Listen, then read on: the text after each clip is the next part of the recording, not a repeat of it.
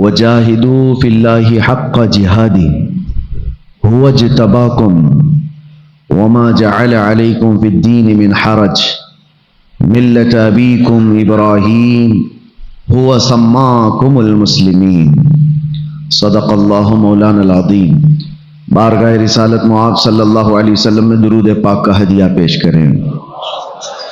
اللہم صلی علی سیدنا محمد معدن الجود والکرم وآلہ واصحابہ الکرام وابنہ الکریم وبارک وسلم صلاة دائمتا سرمدا ابدا۔ اللہ عز و جل قرآن پاک میں ارشاد فرماتا ہے، اللہ کے راستے میں کوشش کرو جیسے کہ کوشش کرنے کا حق ہے۔ کس چیز کی کوشش کرنی چاہیے؟ وجاہدوا فی اللہ حق جہادہ، یہاں پر جہاد کا لفظ ہے۔ لوگ بولنے سے بھی ڈرنے لگ گئے آج کے زمانے میں کہ جہاد کے لفظ کو زبان پر بھی نہ لاؤ۔ میں آپ کو بتاتا ہوں کہ دیدہ و دانستہ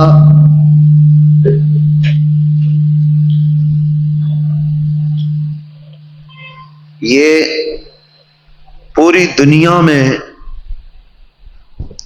اس بات کو پھیلایا جا رہا ہے کہ مسلمان دو لفظ اپنی زبان پر کبھی نہ لائیں۔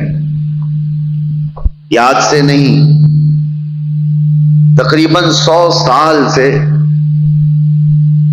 اس کے پیچھے محنت کی گئی اور کوشش کی گئی کہ دو لفظ مسلمان اپنی زبان پر نہ لائیں۔ اس بات کو میں نے بہت مرتبہ اپنے بیانات میں ذکر بھی کیا ہے اور کرتا رہوں گا۔ وہ دو لفظ کیا ہیں کہ مسلمان کی زبان پر جہاد کا لفظ نہ آئے اور خلافت کا لفظ نہ آئے، اور جہاد کو اتنا بدنام کر کے رکھو کہ لوگ اس کو بولنے سے ڈرنے لگ جائیں۔ میں آپ کو بتاؤں، جہادی جہادی کہہ کر کے لوگ آج گالی دینے لگ گئے اور آپ اس سے چڑنے لگ گئے کہ میں جہادی نہیں ہوں۔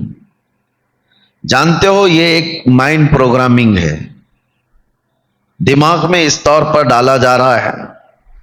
کل کو اگر کوئی گالی انسان نام سے بن جائے اور تم کو کوئی بولتے بولتے انسان انسان بولنے لگے تو کیا ڈیفینس کرو گے کہ نہیں ہوں، میں انسان نہیں ہوں؟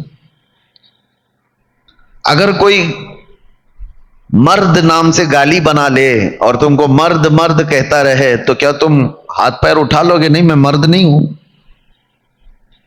جہاد کا لفظ اتنا پاکیزہ اور مقدس تھا جس کو پوری دنیا نے گالی کی شکل بنا دی اور آپ اس سے چڑنے لگ گئے۔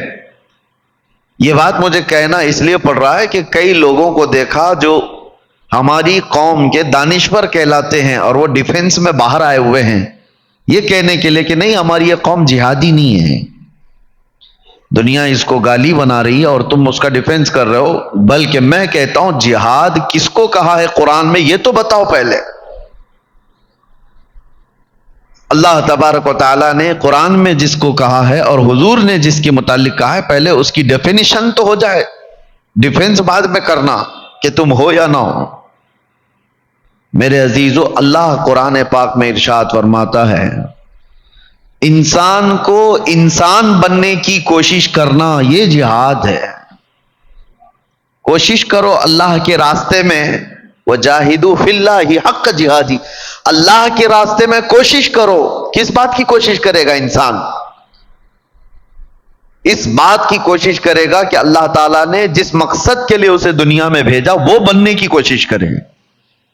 کبھی شیطان بہکا کر کے اس کو عبودیت سے نکال دیتا ہے، بندگی سے نکال دیتا ہے۔ تم ہو کیا دنیا میں؟ اللہ کے بندے، اللہ کا بندہ ہے، ہم سب اللہ کے بندے ہیں، لیکن کبھی کبھار شیطان بندگی سے نکال کر کے دماغ میں ڈالتا ہے نہیں تو خدا ہے، خدا بننے کی کوشش کرتا ہے بندہ، تو واپس عبودیت کی طرف آ جائے، بندگی میں آ جائے۔ اس کوشش کرنے کو اللہ تعالیٰ نے فرمایا اللہ کے راستے میں کوشش کرو جیسے کہ کوشش کرنے کا حق ہے، کیونکہ آیت کریمہ میں اللہ تعالیٰ خود فرماتا ہے۔ وجہ کیا ہے اس پر کوشش کرنے کی؟ مثال میں آپ کو یوں دے کر کے بتا دوں کہ میاں میں نے آپ کو ایک مرسیڈیز کار دی ہے اور پھر میں کہوں گا اس کو संभाल करके रखना, मारुति बनने के मत देना। मतलब क्या है इसका? मैं अगर आपको कार दे दूं और ये कहूं इसको कार ही बनाए रखना, ट्रैक्टर बनने मत देना, तो इसका मतलब यही है कि मैंने आपको एक आला चीज दी है, अदना की तरफ मत जाना। और कुरान में अल्लाह फरमाता है वजाहिदू फिल्लाहि हक्क जिहादी हुवा इज्तबाकुम, अल्लाह के रास्ते में वो कोशिश करते रहो जो अल्लाह ने तुम्हें बना करके भेजा है। वजह यह है कि उसने तुम्हें चुना हुआ है, हुवा इज्तबाकुम, उसने तुमको चुन लिया है। वमा जअल अलैकुम फिद्दीन मिन हरज, अल्लाह ताला ये भी फरमाता है तुम्हारे दीन में अल्लाह ने कोई जबरदस्ती नहीं रखी है। मिल्लत अबीकुम इब्राहीम हुवा सम्माकुमुल मुस्लिमीन, तुम्हारे बाप इब्राहीम का दीन वो क्या था? वो इस्लाम। और अल्लाह ताला फरमाता है तुम्हारा नाम अल्लाह ने मुसलमान रखा है, किसी के बाप ने नहीं रखा, अल्लाह ने हमारा नाम मुसलमान रखा। आए काए मत करो, शर्माओ मत, टोपी छुपा कर दाढ़ी निकाल करके मैं कॉमन आदमी लगूं, सेकुलर लगूं। सेकुलर का मतलब होता है एक मुनाफिक, वो इधर भी रहना चाहता है उधर भी रहना चाहता है। मैं कहता हूं कि आप प्योर बन जाओ, जो हो वो बताओ। अल्लाह तबारक व तआला ने तुम्हारा नाम मुसलमान रखा है तो खुल करके मुसलमानी का इजहार भी हो। लोग नाम ऐसे ढूंढते हैं इंटरनेट पर कि कॉमन लगना चाहिए। क्या ऐसा कुछ नाम बताइए जो सब में चल सकता हो। मेरे अजीजों, एक शख्स हुजूर की बारगाह में आए, कहा बेटा पैदा हुआ, आका नाम क्या रखो? हुजूर ने फरमाया मोहम्मद रखो। बेटा पैदा हुआ, मोहम्मद नाम रखा। चंद सालों के बाद आए, दूसरा बेटा पैदा हुआ। हुजूर की बारगाह में अर्ज किया कि या रसूल अल्लाह सल्लल्लाहु अलैहि वसल्लम बेटा पैदा हुआ है, नाम कुछ आप फरमाएं। हुजूर ने फरमाया मोहम्मद रखो। फिर मोहम्मद रखा। तीसरा बेटा पैदा हुआ, फिर आए हुजूर की बारगाह में, कहा हुजूर नाम कुछ मेरे बेटे के लिए, तीसरा बेटा हुआ है। हुजूर ने कहा मोहम्मद रखो। उन्होंने कहा या रसूल अल्लाह पहले बेटे का नाम मोहम्मद है, दूसरे का भी मोहम्मद है, आपने तीसरे का भी बताया। मेरे आका ने फरमाया तुझे क्या फर्क पड़ता है, एक घर में 3-3 मोहम्मद हो जाए। और यह फरमाया गया कि जिसका नाम मोहम्मद होगा क़यामत के दिन जैसी ही उसे पुकारा जाए, सुनो होगा ये महशर के मैदान में। रिवायात बताती हैं कि सबसे पहले फरिश्ते हुजूर पाक सल्लल्लाहु ताला अलैहि वसल्लम का नाम लेकर पुकारेंगे, मोहम्मद कहां हैं? इसलिए कि महशर में सबके नाम चलेंगे, हमारा भी नाम होगा, आपका भी नाम होगा। हुजूर का नाम लेकर जैसी ही पुकारा जाएगा तो जितने मोहम्मद होंगे सब दौड़ करके आ जाएंगे। फरिश्ते कहेंगे नहीं, तुमको नहीं बुलाया गया है, वो मोहम्मद इब्ने अब्दुल्ला आमिना के बेटे को बुलाया गया, रसूलुल्लाह को। रब ताला फरमाता है मेरे नाम नबी के नाम पर आए हैं, सबको बख्श दो, अब वापस मत करो। ईमान के साथ आए थे। ये नाम रखने का वो असर है मेरे अजीजों। यहां लोग छुपाने की कोशिश कर रहे हैं, सेक्युलर बनने की बात की जा रही है। आपको अल्लाह ताला ने जिस दीन पर रखा है उसका खुल करके इजहार हो। मैं एक बात और भी कहता हूं, हाँ इजहार तो करते हैं, हम बहुत ज्यादा करते हैं, शो शाइनिंग में बहुत ज्यादा है हमारी कौम। कहां पे फूल बरसाएंगे हमारे ऊपर, 1-1 क्विंटल फूल। किसी जलसे में जाओ तो हम देखते हैं, और कारों की कतार है। पूछने पर पता चला कि हम अपनी शान का इजहार क्यों ना करें। शान का इजहार ये कचरा करके, फूलों की बरसात करो, पिंडाल लगाओ, बहुत बड़े बड़े कुमकुमे लगाओ, झंडियां लगाओ, फिर पता चलता है जुलूस में सारी चीजें, इसलिए कि इस्लाम का इजहार कर रहे हैं। अरे नादान, इस्लाम का इजहार तेरे चेहरे पे होता, तेरे लिबास में होता। तुमने अपने जिस्म पर इजहार तो नहीं किया और चीजों में इजहार करने की कोशिश कर रहे हो। मस्जिदों के मीनार इतने बुलंद हो गए, इसकी दाढ़ी 2 इंच भी बड़ी नहीं होती। मस्जिदों को कितने ऊपर तक बना दिया गया है, तुमने अपने आप में इजहार क्यों नहीं किया? मैं अक्सर एक बात कहता हूं, तुम लड़ते हो झगड़ते हो रोजाना अपनी दाढ़ी से, اور یہ داڑھی بھی بڑی ضدی ہے، روز صاف کرتا ہے بیچارہ، داڑھی کو بولتا ہے نہیں میں مرد نہیں ہوں، وہ صبح نکل کے آتی ہے اور پھر بولتی ہے نہیں تو مرد ہے، پھر وہ نکالتا ہے کہ اس کا جھگڑا تو زندگی بھر چلتا رہتا ہے، وہ ساتھ چھوڑتی نہیں اور یہ رکھتا نہیں۔ اس کو مذاق مت لو، یہ بات اس لیے میں عرض کر رہا ہوں کہ اللہ کے نبی صلی اللہ تعالی علیہ وسلم سے محبت کرنے والا دنیا داروں کے چہروں کو کیوں اپنانے لگ گیا؟ حضور سے محبت کرنے والے کو ڈر کس کا ہے؟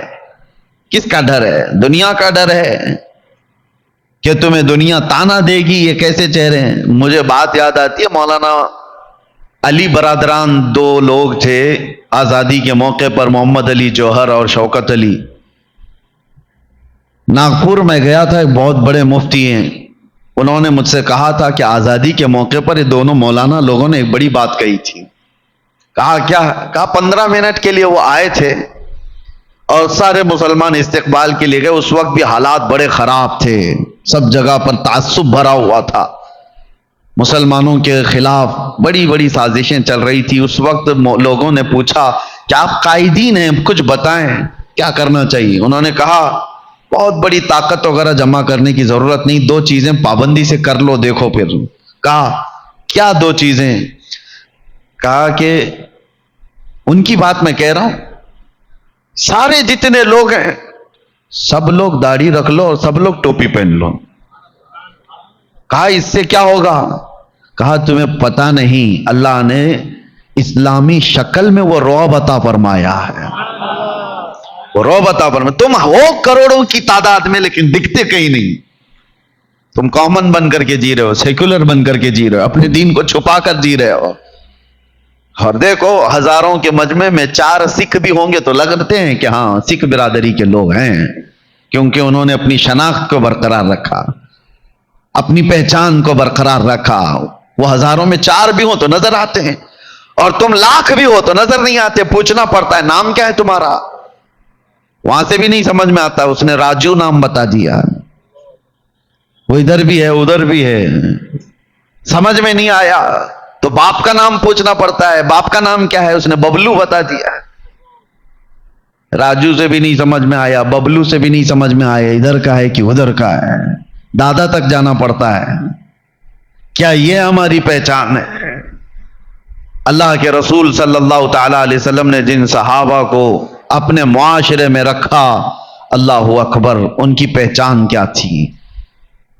ایک رومی بادشاہ نے حضور صلی اللہ تعالی علیہ وسلم کے ایک سفیر کا کیسا استقبال کیا تھا۔ ایک صحابی روم گئے ہوئے ہیں اور وہاں کے بادشاہ سے ملاقات ہے، حضور کا ترجمان بن کر کے گئے، ایمبیسڈر بن کر کے گئے، روم یا دوسرا بیزنطین کا کسی علاقے کی بات ہے۔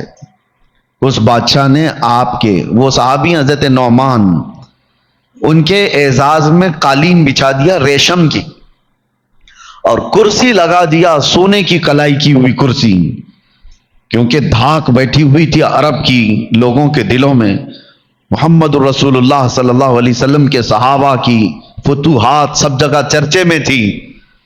ایسی بات ہے، اس وقت عزت دینے کے لیے یہ کیا گیا، ریشم کا قالین اور سونے کی کلائی کی ہوئی کرسی لگائی گئی۔ وہ صحابی رسول کے استقبال میں، حضور کے نہیں، حضور کے ترجمان، حضور کے سفیر، جیسے ہی وہ آئے انہوں نے دیکھا، اپنی تلوار سے انہوں نے وہ قالین کو اٹھا کے پھینک دیا، زمین پر چل کر کے آئے، کہا کہ اس پہ قدم نہیں رکھوں گا، ہٹا دیا گیا۔ ارے ریڈ کارپیٹ آج کس کے لیے نہیں بچھایا جاتا ہے؟ اس زمانے میں ریشم کا قالین کا مطلب ہوتا ہے سب سے مہنگی قالین ان کے لیے بچھائی گئی۔ پھر جب سونے کی کرسی پر بیٹھنے کا وقت آیا تو انہوں نے اس کو بھی دھکا دے کر گرایا، عام سادہ کرسی منگوائی، اس پہ بیٹھے۔ تو وہ وقت کا جو بادشاہ تھا اس نے کہا کہ اتنا غرور ہے آپ لوگوں کے اندر، اتنا ایٹیٹیوڈ، ہماری دی ہوئی چیزوں کا استعمال نہ کرنا، یہ کیا ہے؟ حضرت نعمان نے کہا ایٹیٹیوڈ، غرور، تکبر نہیں ہے، بات در حقیقت یہ ہے کہ میرے نبی صلی اللہ علیہ وسلم نے مرد کو ریشم کا استعمال حرام فرمایا، اور گولڈ کا، سونے کا استعمال میرے نبی نے مردوں کے لیے حرام فرمایا ہے، اس لیے میں نے تمہارے ریشم کا بھی استعمال نہیں کیا، تمہارے سونے کا بھی استعمال نہیں کیا۔ کہنے والوں نے کہا وہ عرب کے رسول ہیں، آپ کہاں ہے؟ وہ یورپ میں آئے ہو، وہ عرب میں بیٹھے ہوئے مدینے میں ہیں اور تم یہاں پر ہو۔ اس صحابی نے کیا خوب جواب دیا تھا، انہوں نے کہا ہمارا دین وہ نہیں ہے کہ بازاروں میں الگ اور مسجدوں میں الگ، ہم مدینے میں بھی محمد کے غلام ہیں، یورپ میں بھی محمد کے غلام ہیں صلی اللہ علیہ وسلم۔ جس علاقے میں ہیں ہم اسلام کا اظہار کرتے ہیں۔ یہ پاسداری تھی، یہ احترام تھا دین کا، وہ لوگ کامیاب تھے۔ یہاں پر لوگ ہم سے یہ بھی کہتے ہیں حضرت جہاں جیسے جائیں ویسی بات کرنا چاہیے، ہاں جس پارٹی میں جائے ویسا لہجہ اختیار کرنا چاہیے۔ دیکھو ان سب کا ماحول وہی ہے، سب کا ماحول وہی بنتا چلا گیا۔ ان سے جب بات کرتے ہیں تو سیکولر بات کرنا چاہیے، ادھر آئیں تو ایسا لگتا ہے اس سے کٹر کوئی ہے ہی نہیں، منافقت ہے۔ دین اسلام تمہیں لہجے کے استعمال کا طریقہ تو بتاتا ہے لیکن منافقت نہیں سکھاتا، منافقت نہیں سکھاتا۔ اللہ نے تمہیں اس روئے زمین پر چنا ہے تو پیوریٹی کے ساتھ جیو۔ جو شناخت میرے نبی نے تمہیں دیا اس سے بہتر آئیڈینٹیٹی کوئی ہو ہی نہیں سکتی، کوئی نہیں ہو سکتی۔ سرکار مفتی اعظم ہند رحمت اللہ تعالی علیہ کے زمانے میں ایک وقت ایسا آیا کہ آپ سنت طریقے سے کھانا کھا رہے تھے تو آپ کے مرید اور خلیفہ نے کہا کہ حضور زمانہ بہت ترقی کر چکا، اب چاقو چمچ سے کھانے کا وقت آ گیا ہے، کانٹے اور چمچ سے لوگ کھاتے ہیں، اس طرح سے کھانے کا طریقہ آ گیا ہے، تو کیا ہم اپنے آپ کو بدل نہیں سکتے؟ وہ متقی پرہیزگار لوگوں کا حال یہ تھا، انہوں نے کہا کہ ہر زمانہ میرے رسول کا ہے، حضور کا طریقہ پرانا ہو ہی نہیں سکتا۔ تم نے کیسے کہا کہ نبی پاک کی سنت یہ پہلے کی ہے، اب نیا طریقہ آ گیا؟ سرکار مفتی اعظم کہتے ہیں اللہ نے میرے نبی کو قیامت تک کا رسول بنا کر بھیجا ہے، ہر زمانہ رسول کا ہے، ان کی سنتیں کبھی پرانی نہیں ہو سکتی۔ یہ تو آج کے لوگ ہیں جنہوں نے حضور صلی اللہ تعالی علیہ وسلم کے طریقوں کو یہ سمجھا۔ پھر میں یہ پوچھتا ہوں اگر حضور کی سنتیں پرانی ہیں تو ہمیں دیکھنے کو لوگ کیوں تڑپتے رہتے ہیں؟ ہم کون سی دنیا داروں کے طریقے پر اب چل رہے ہیں؟ ہم آج کے دور میں چاہے تمہارا جتنا بھی فیشن ہو، ہم نے دیکھا ہے حضور پاک صلی اللہ تعالی علیہ وسلم کی سنت کا اگر عمامہ پہن لیں تو لوگوں کی نگاہیں اٹھ کر کے عزت سے دیکھتی ہیں۔ یہ ہر زمانہ حضور پاک صلی اللہ تعالی علیہ وسلم کا ہے۔ اسی لیے میرے عزیزو، قرآن میں اللہ تعالیٰ نے جو فرمایا اس کی طرف آؤ، وَجَاهِدُوا فِي اللَّهِ حَقَّ جِهَادِ۔ اللہ نے تمہیں جس مقصد کے لیے دنیا میں بھیجا اسی مقصد پر کاربند رہو، اس کی کوشش کرتے رہو، کہیں شیطان تمہیں دوسری طرف نہ کھینچ لے، دوسری طرف اپنی طرف آمادہ نہ کر لے۔ اور ایک جگہ رب تعالیٰ فرماتا ہے الشیطان یعیدکم الفقر ویأمرکم بالفحشاء، شیطان تم کو محتاجی کی طرف بلاتا ہے اور بے حیائی کی دعوت دیتا ہے۔ آج کا دور وہی ہے۔ میں اکثر اپنی تقریروں میں ایک بات یہ کہہ رہا ہوں، آج دنیا کے کالے کرتوت جو ایپسٹین فائل میں کھلے جا رہے ہیں، دنیا دیکھ کر تماشا کر رہی ہے، سارے لوگوں کی نظریں ہیں یہ کیا ہے ایپسٹین فائل؟ امریکہ کے کسی بیچ کے اندر ہونے والے نہایت ہی کالے کرتوت کے اوراق کو لے جا رہے ہیں، اور اس میں چھوٹے لوگ نہیں بہت بڑے بڑے لوگ ہیں، اور ہر دن لوگ ایکسائٹڈ ہیں، انتظار کر رہے ہیں کہ اب کس کا آئے گا، کون سے پرائم منسٹر کا کچا چٹا کھلنے والا ہے، کون سے پریزیڈنٹ کا۔ یہ سب ایک حمام میں ننگے ہیں اور ان کی فائلیں کھولی جا رہی ہیں۔ یہ بلیم نہیں ہے، الزامات نہیں ہے، ریئلٹی ہے جو لوگوں کے سامنے دکھائی جا رہی ہے۔ یہ سب اپنی جگہ پر لوگ آج چرچا کر رہے ہیں کہ دیکھو اس ملک کا بادشاہ بھی اس میں ہے ایپسٹین فائل میں، ارے ہمارے ملک کا کھلونا بھی اس کے اندر ہے۔ سب لوگ ہیں اور سب اس کو مذاق میں لیتے جا رہے ہیں، اور کبھی یہ نہیں سوچ رہا کوئی بندہ کہ اتنے پاورفل لوگوں کے کالے کرتوت آخر کھول کون رہا ہے؟ کون ہے وہ جو ان سے بھی زیادہ طاقت والا ہے؟ ایک بات میں آپ کو بتاؤں، یہ وہ طاقتیں ہیں جن کے ہاتھ میں ڈپارٹمنٹ کے محکمے سے لے کر کے جوڈیشری تک کے گلے ہاتھ میں موجود ہیں، وہ جیسے چاہیں اپنے احکام نافذ کر چاہتے ہیں۔ تو دیکھا آپ نے، ارے پورے کے پورے الیکشن کھا جائیں، ویسے لوگ، طاقتور لوگ اپنے گندے اور کالے کرتوت کو آخر کیوں کھول رہے ہیں اور کھولنے کیسے دے رہے ہیں؟ ان کے پاس تو طاقت ہے، ان کے پاس تو پاور ہے، جو بھی ان کے کالے کرتوت کھولے گا اس کو تو یہ پکڑ لیں گے، گلا دبا دیں گے، ختم کر ڈالیں گے۔ لیکن ایک بات میں آپ کو بتاؤں، یہ کوئی اور نہیں کھول رہا، یہ خود وہی لوگ کھول رہے ہیں۔ ہاں، کوئی اور طاقت نہیں ہے۔ امریکہ کا صدر جو اتنا پاورفل مانا جاتا ہو، پوری دنیا میں اس کی طاقت کے چرچے ہوتے ہوں، اس کے سامنے کسی چیز کو روکنے کی ہر چیزیں موجود ہیں۔ پیٹروٹ میزائل کا بادشاہ، پورے نیوکلیئر کا بادشاہ، جس ملک کو چاہے آنکھ دکھائے، جس ملک کو چاہے تباہ و برباد کر ڈالے، کوئی روکنے والا نہیں۔ بڑی بڑی طاقتیں اس کا ہاتھ پکڑنے کی تیار نہیں۔ وہ اپنے گندے کرتوت کو روک کیسے نہیں سکتا؟ روکے گا کیوں نہیں؟ اس کے پاس ساری طاقتیں موجود ہیں۔ لیکن ایک بات کی طرف میں آپ کو اشارہ کر رہا ہوں، یہ فائلیں کوئی اور نہیں کھول رہا، وہ کالے کرتوت کرنے والے یہ سارے طاقتور خود ہی کھولے جا رہے ہیں۔ وجہ کیا ہے؟ یہ پورا نظام دجالی نظام ہے، شیطانی نظام ہے۔ یہ مائنڈ پروگرامنگ کی جا رہی ہے کہ بڑے بڑے لوگوں کے زنا کے کالے کرتوت دیکھ کر عام آدمی پھر یہ سوچنے لگ جائے کہ بڑے بڑے لوگ جب 12 سال کی بچیوں سے بلاತ್ಕಾರ کر سکتے ہیں تو ہم کیوں نہیں کر سکتے؟ دھیرے دھیرے یہ دماغ بنایا جائے، دھیرے دھیرے عام لوگوں کے درمیان زنا کو عام کر دیا جائے۔ اور مجھے وہ بات یاد آتی، اللہ کے رسول صلی اللہ علیہ وسلم نے ارشاد فرمایا، قیامت کے قریب تم دیکھو گے زنا کو اتنا عام کر دیا جائے گا جیسے کتے اور گدھے راستوں پر جوڑا کھاتے ہیں۔ انسان اس طرح سے عام راستوں پر زنا کیا کریں گے اور لوگ ان کو دیکھ کر یوں ہی گزر جائیں گے۔ یہ وہی منظر تو ہے آج، ان کے کالے کرتوت سب دیکھ کر کے لوگ ہنس کر کے آگے فارورڈ کر دیے، ہو گیا ختم، یا تو پھر ڈیلیٹ کر دیا یا شیئر کر دیا۔ یہ مزاج بنایا گیا ہے آج۔ الشیطان یعیدکم الفقر ویأمرکم بالفحشاء، قرآن میں اللہ فرماتا ہے شیطان تمہیں بے حیائی کی دعوت دے گا، تمہیں محتاجی کی طرف بلائے گا۔ یہ بڑا نظام ہے میرے عزیزو۔ ان خبیثوں کا ایک ہی مقصد ہے، خدائی نظام کو توڑ دینا۔ اللہ کا جو نظام ہے، اس نے جو انسانوں کے درمیان نظام قائم کیا، اس کو توڑ دینا ہے، ختم کرنا ہے۔ اس پر ہر طرح کی ممکن کوشش کی جاتی ہے۔ اللہ کا نظام کیا ہے؟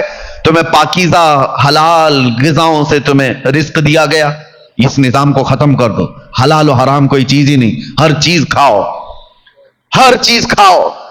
بلکہ میں آپ کو بتاؤں، یہ ایپسٹین فائل میں یہ بھی تک ظاہر کیا جا رہا ہے کہ یہ ظالم مردود طاقتور لوگ جن بچیوں کے ساتھ بلاತ್ಕಾರ کرتے تھے ان کا پخانہ بھی کھاتے تھے، پیشاب پینے والے بھی لوگ تھے۔ اپنی خواہشات کو کوئی آدمی اس حد تک اگر کوئی غلیظ کرتا ہے تو یہ شیطانی نظام ہے۔ اللہ کا جو نظام قدرت ہے اس کو پارا پارا کر دو، ختم کر دو۔ شادی کا نظام ختم کرنا چاہتے یہ دجالی دنیا، نہیں، لیونگ ان لائف ختم کرو، شادی ودی کا نظام۔ جو پسند آئے اس کے ساتھ رہو، جب تک چاہے رہو، بچے ہو جائیں تو بھی کوئی بات نہیں، پھر نہیں ہو تو چھوڑ دو، دوسری رکھو۔ شادی کا نظام ہی ختم۔ یورپ میں ہزاروں بچے ایسے ہیں جن کو باپ کا پتہ ہی نہیں، معلوم نہیں رہ گیا، کیونکہ ماں کئی لوگوں کے ساتھ رہی۔ ایسے ایک دو نہیں، ہزاروں بچے ہیں۔ نسب کے لیے اسلام نے حفاظت کا اتنا زیادہ حکم دیا کہ ایک طلاق شدہ عورت سے بھی تمہیں نکاح کرنے کے لیے انتظار کرنا ہوگا عدت کا، کہ پہلے والے شوہر کے نطفے کا ہلکا اثر بھی اس کے پیٹ میں باقی نہ رہے، اس کے رحم میں کوئی حصہ بھی باقی نہ رہے، تاکہ تمہارا اور پہلے والے کا نسب مختلط نہ ہو جائے، مل نہ جائے۔ اسلام نے اس پر زور دیا کہ بچوں کا نسب بہت ضروری ہے، اور اس نظام کو یہ دنیا ختم کرنا چاہتی ہے، پوری طاقت و قوت کے ساتھ اس کو ختم کرنا ہے۔ اور اسلام نے جو نظام سختی کے ساتھ دیا، مرد اب عورتوں سے نکاح کرے، قرآن میں اللہ تعالیٰ فرماتا ہے جو تمہیں اچھی لگے، 1 نہیں 2 نہیں 3 نہیں 4 تک کی اجازت، واجب نہیں، اجازت کہ تم نکاح کرو۔ اور یہ دجالی نظام چاہتا ہے کہ یہ نظام ہی ختم کرے، مرد مرد سے شادی کر لے، عورت عورت سے شادی کرے۔ پوری کمیونٹی بنائی گئی LGBT، پوری دنیا اس کے حمایت میں کھڑی ہے، اس کے لیے قانون بنانے کی کوشش کی جا رہی ہے۔ مردوں کو آپس میں ہومو سیکسولیٹی کی اجازت دی جائے، عورتوں کو لیسبین بننے کی اجازت دی جائے۔ معاذ اللہ رب العالمین، اس پوری دنیا نے جو محنت اور طاقتیں لگائی ہے یہ خدائی نظام کو توڑنے کے لیے، اس میں ہم کہاں ہیں آج؟ سوچنے کی بات ہے، ہم کہاں ہیں؟ یہ سارے طوفانوں میں تم کہاں کھڑے ہو؟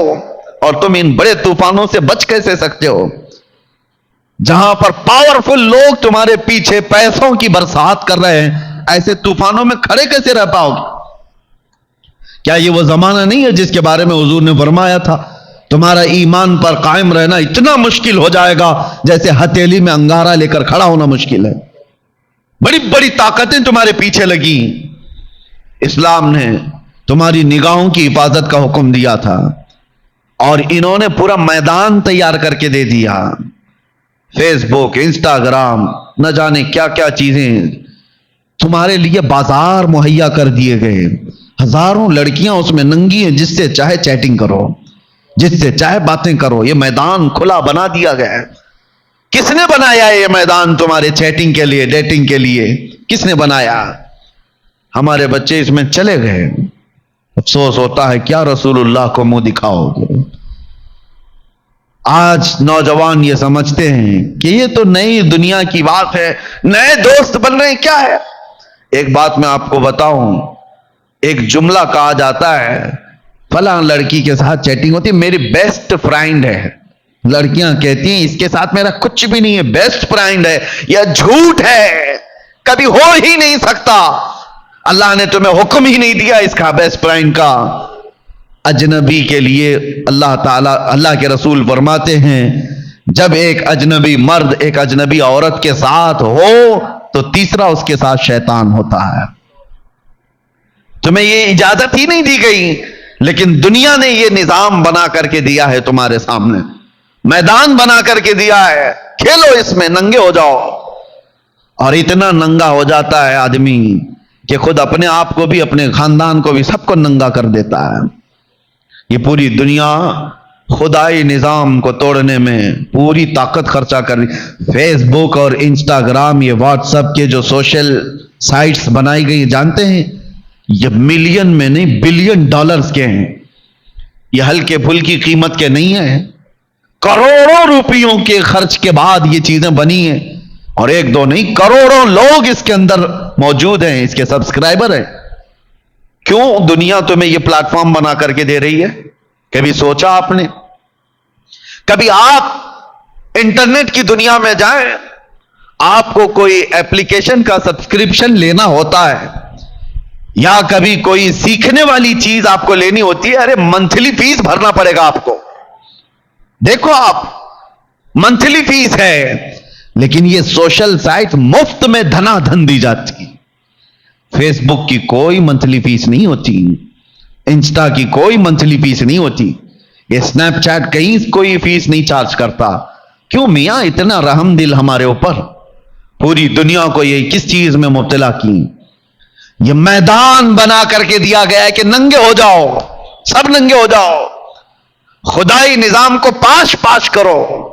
اللہ نے فرمایا حیا قائم رکھو، تم حیا کو قتل کر دو۔ اللہ نے فرمایا نظروں کی حفاظت کرو، تم نظروں سے خوب زنا کرو۔ اللہ نے فرمایا تم اپنے کانوں کو زنا سے بچاؤ، لذت والے الفاظ سننا یہ زنا ہے کانوں کا، اور انہوں نے بنا کے دیا روز صبح شام تم کانوں سے زنا کرو۔ کیوں میدان بنا کر دیا گیا ہے؟ میں اب آپ کو سمیٹتے ہوئے اس بات کی طرف لے کر کے آتا ہوں، इन तूफानी दुनिया में तुम कहां खड़े हो और कैसे बच सकते हो? जाहिर सी बात है, एक हल्का सा दिया, एक मोमबत्ती जल रही हो, खिड़कियां सब खुली, दरवाजा भी खुला, तेज आंधी, तूफानी हवा, उस वक्त इस दिया का, इस चिराग का, इस मोमबत्ती का बचना कितना मुश्किल है, कितना मुश्किल है। आखिर कौन बचाएगा इसको? कैसे बचेगी ये मोमबत्ती? यही तो फिक्र की बात है। अब मैं कहता हूं, ये सारे तूफानों में, इन आंधियों में आज ईमान की तुम्हारी हिफाजत हो सकती है तो सिर्फ एक बात पर तुम बच सकते हो, और कोई तुम्हें नहीं बचा सकता। वो बात क्या है जो तुम्हें बचाएगी? उन्हें जाना, उन्हें माना, उन्हें जाना, उन्हें माना, न रखा गैर से काम, लिल्लाहिल हम्द में दुनिया से मुसलमान गया। हुजूर की तरफ आ जाओ, यही तूफानों से बचाने वाली जात है। तुम दिल से और जान से हुजूर की बारगाह में अपने आप को सुपुर्द करके कहो, आका मैं तुम्हारा गुलाम हूं, आप जैसा चाहें मैं वैसा बन करके रहूं। फिर देखना गैब से तुम्हारी हिफाजत होती या नहीं। मेरे अजीजों, अनकरीब हमारे जनाजे उठने वाले हैं, बहुत जल्दी मस्जिदों से हमारे नाम का ऐलान हो जाएगा। तुम किस इंतजार में हो कि अभी बहुत दुनिया बाकी है? बल्कि अब तो दुनिया इतनी तेजी से हमारे ऊपर से गुजरेगी कि अल्लाह के रसूल सल्लल्लाहु अलैहि वसल्लम ने फरमाया कि तुम देखोगे साल महीनों की तरह हो जाएगा, महीना हफ्ते की तरह हो जाएगा, हफ्ता दिन की तरह हो जाएगा। ये अब साल बहुत तेजी से गुजरने वाले हैं। पहले वक्त में बरकत हुआ करती थी, अब वक्त में बरकत भी नहीं, सब उठा ली जाएगी। हमने देखा है यूं चलते चलते कुछ नौजवान हमारे आसपास थे, अरे आज आकर के लौट करके देखें तो दाढ़ियां सफेद हो गई, इनके बाल सफेद हो गए, जवानी यूं तेजी से गुजर कर चली गई। और अब वो वक्त भी आ जाएगा जब मलकुल मौत दस्तक दे रहा होगा, मौत का फरिश्ता तुम्हारे घर आ चुका होगा। इसलिए मैं कहता हूं, अपने आप को ऐश और इशरत में इतना मुब्तला करके न रखो कि जब तुम्हारी रूह निकालने का वक्त आए तो किसी गुनाह के अड्डे से आपको ना उठाया जाए। जब आपके दुनिया से जाने का वक्त आए तो मुंह छुपा कर जाने की नौबत ना आए। आज ले उनकी पनाह, आज मदद मांग उनसे, कल न मानेंगे कयामत में अगर मान गया। हुजूर पाक सल्लल्लाहु तआला अलैहि वसल्लम की तरफ से हर जगह ये ऐलान किया जा रहा है, हर जगह ऐलान किया जा रहा है। कुरान में रब ताला फरमाता है, महबूब अपने गुलामों से कह दे मेरे पीछे चलो। अगर वो आपके पीछे चल भी लें, अल्लाह फरमाता है युहब्बिबकुमुल्लाह, अल्लाह उनसे मोहब्बत करेगा, अल्लाह उनसे मोहब्बत करेगा। रब तबारक ताला फरमाता है ये अल्लाह के महबूब हो जाएंगे। इसी को आयत ने कहा वजाहिदू फिल्लाहि हक्का जिहादी, अल्लाह के रास्ते में इतनी मेहनत करो जो बनने का अल्लाह ताला ने तुम्हें हुक्म दिया। अब किस पे मेहनत कर रहा है आदमी? चेहरे पर पाउडर लाली से, बॉडी पर किस पे मेहनत कर रहा है? अरे मैं तो उन नौजवानों को देखा फजर में 5 बजे उठकर जिम जा रहे हैं और बड़े बड़े हथौड़े उठा रहे हैं, क्या क्या डंबल उठा रहे हैं, और बड़ी मेहनत के साथ पसीने में शराबोर होकर के आ रहे हैं। क्या कर रहे हैं? बॉडी बना करके आ रहे हैं। और गुजरते चले गए और 2 रकात नमाज पढ़ने की तौफीक नहीं मिली, फजर की 2 रकात नहीं पढ़ सके। तुम बड़े ताकतवर डंबल उठा करके आए और पता नहीं कितनी मेहनत वाले वर्कआउट करके आ रहे हैं जिस्म बनाने के लिए। अल्लाह तो फरमा रहा है उसके रास्ते में वो बनने की कोशिश करो जो बनने के लिए तुम्हें भेजा गया। तुमने जिस्म पर मेहनत की, मैं इसके खिलाफ नहीं हूं, वर्कआउट करना गलत नहीं है, जिस्म की हिफाजत के लिए ख्याल करना गलत नहीं, करो, रोज करो, अरे 6-6 घंटा जिम करो, आपको मना किसने किया? लेकिन तुम्हारी रूह को इतना बीमार ना करो कि अंदर से बदबू आने लग जाए। रूह को इतना गलीज ना कर दो गुनाहों से कि तुम्हारी आंखों से हया खत्म हो जाए, तुम्हारे दिल के अंदर गंदगियों की आमाजगा हो जाए। जिस्म बनाओ, लेकिन ऐसा जिस्म बनाओ जैसे खालिद बिन वलीद का था। हाँ, वो रसूलुल्लाह के वो गुलाम थे। अरे आज का कौन जवान है, लाओ कोई बॉडी बिल्डर। खालिद बिन वलीद रज़ियल्लाहु ताला अन्हु एक हाथ में तलवार उठाते थे तो 35 किलो की तलवार थी, दूसरे हाथ में ढाल पकड़ते थे तो 40 किलो की ढाल होती, और ऐसे में लड़ते भी थे। ये नहीं कि उठा करके चल रहे हैं, अरे 35 किलो की तलवार उठा करके जरब लगाए कोई, बचेगा क्या सामने वाले का? 35 किलो की जब वार पड़े और वो भी फुल स्पीड में, बचेगा क्या? वो ताकत थी। खालिद बिन वलीद की शक्ल और उनका हुलिया अगर मालूम करो तो कौन से काजू बादाम खाते थे, وہ کون سا معجون کھاتے تھے؟ ان کو کون سا وے پروٹین دیا جاتا تھا؟ سوچا کبھی؟ پوچھا کبھی خالد بن ولید کی طاقت کا حال؟ بلکہ وہ خود کہتے ہیں میرے پورے جسم میں ایک بالشت جگہ بھی باقی نہیں جہاں زخم نہ لگاؤ، زخم نہ لگا۔ اور جنگ موتا میں وہ کہتے ہیں 9 تلواریں میرے ہاتھ سے ٹوٹی، وہی 9 تلواریں ٹوٹی، اور پوری زندگی میں 125 جنگیں لڑی ہیں۔ تم نے اتنے میچ نہیں کھیلے ہوں گے، اور وہ جان کی بازی لگانے والے سیف اللہ المسلول۔ اور قسم خدا کی میں آپ کو کہہ رہا ہوں، حیرت ہوتی ہے پڑھ کر کے کبھی تاریخ، ایک جنگ میں بھی شکست کبھی نہیں لی، لیکن راز یہ تھا کہ وہ اپنے امامے کی حفاظت کرتے تھے۔ جنگ میں ایک بار امامہ گر گیا، ایک کافر نے گردن پر تلوار رکھ دی، آپ نے تلوار کی طرف توجہ نہیں کی، پگڑی کی طرف توجہ، اٹھا کر کے لائے۔ وہ ڈر گیا کہ میں مار سکتا تھا، گردن اڑا سکتا تھا، یہ تو ٹوپی اٹھانے گیا۔ اس نے پوچھا کہ تم خالد بن ولید ہی ہو، سپہ سالار اسلام ہو؟ جنگ کے حالات میں ایسا کون کرتا ہے کہ گردن بچانے کی وجہ ٹوپی بچانے چلا جائے؟ خالد بن ولید نے کہا میرا یقین یہ ہے میں اپنے طاقت کے بل بوتے نہیں لڑتا، اس ٹوپی میں رسول اللہ کے 3 منہ مبارکہ ہیں، اس امامے میں رسول اللہ کے 3 منہ مبارکہ ہیں، اس نسبت پر فخر ہے جو خالد کو سیف اللہ بنا چکی ہے۔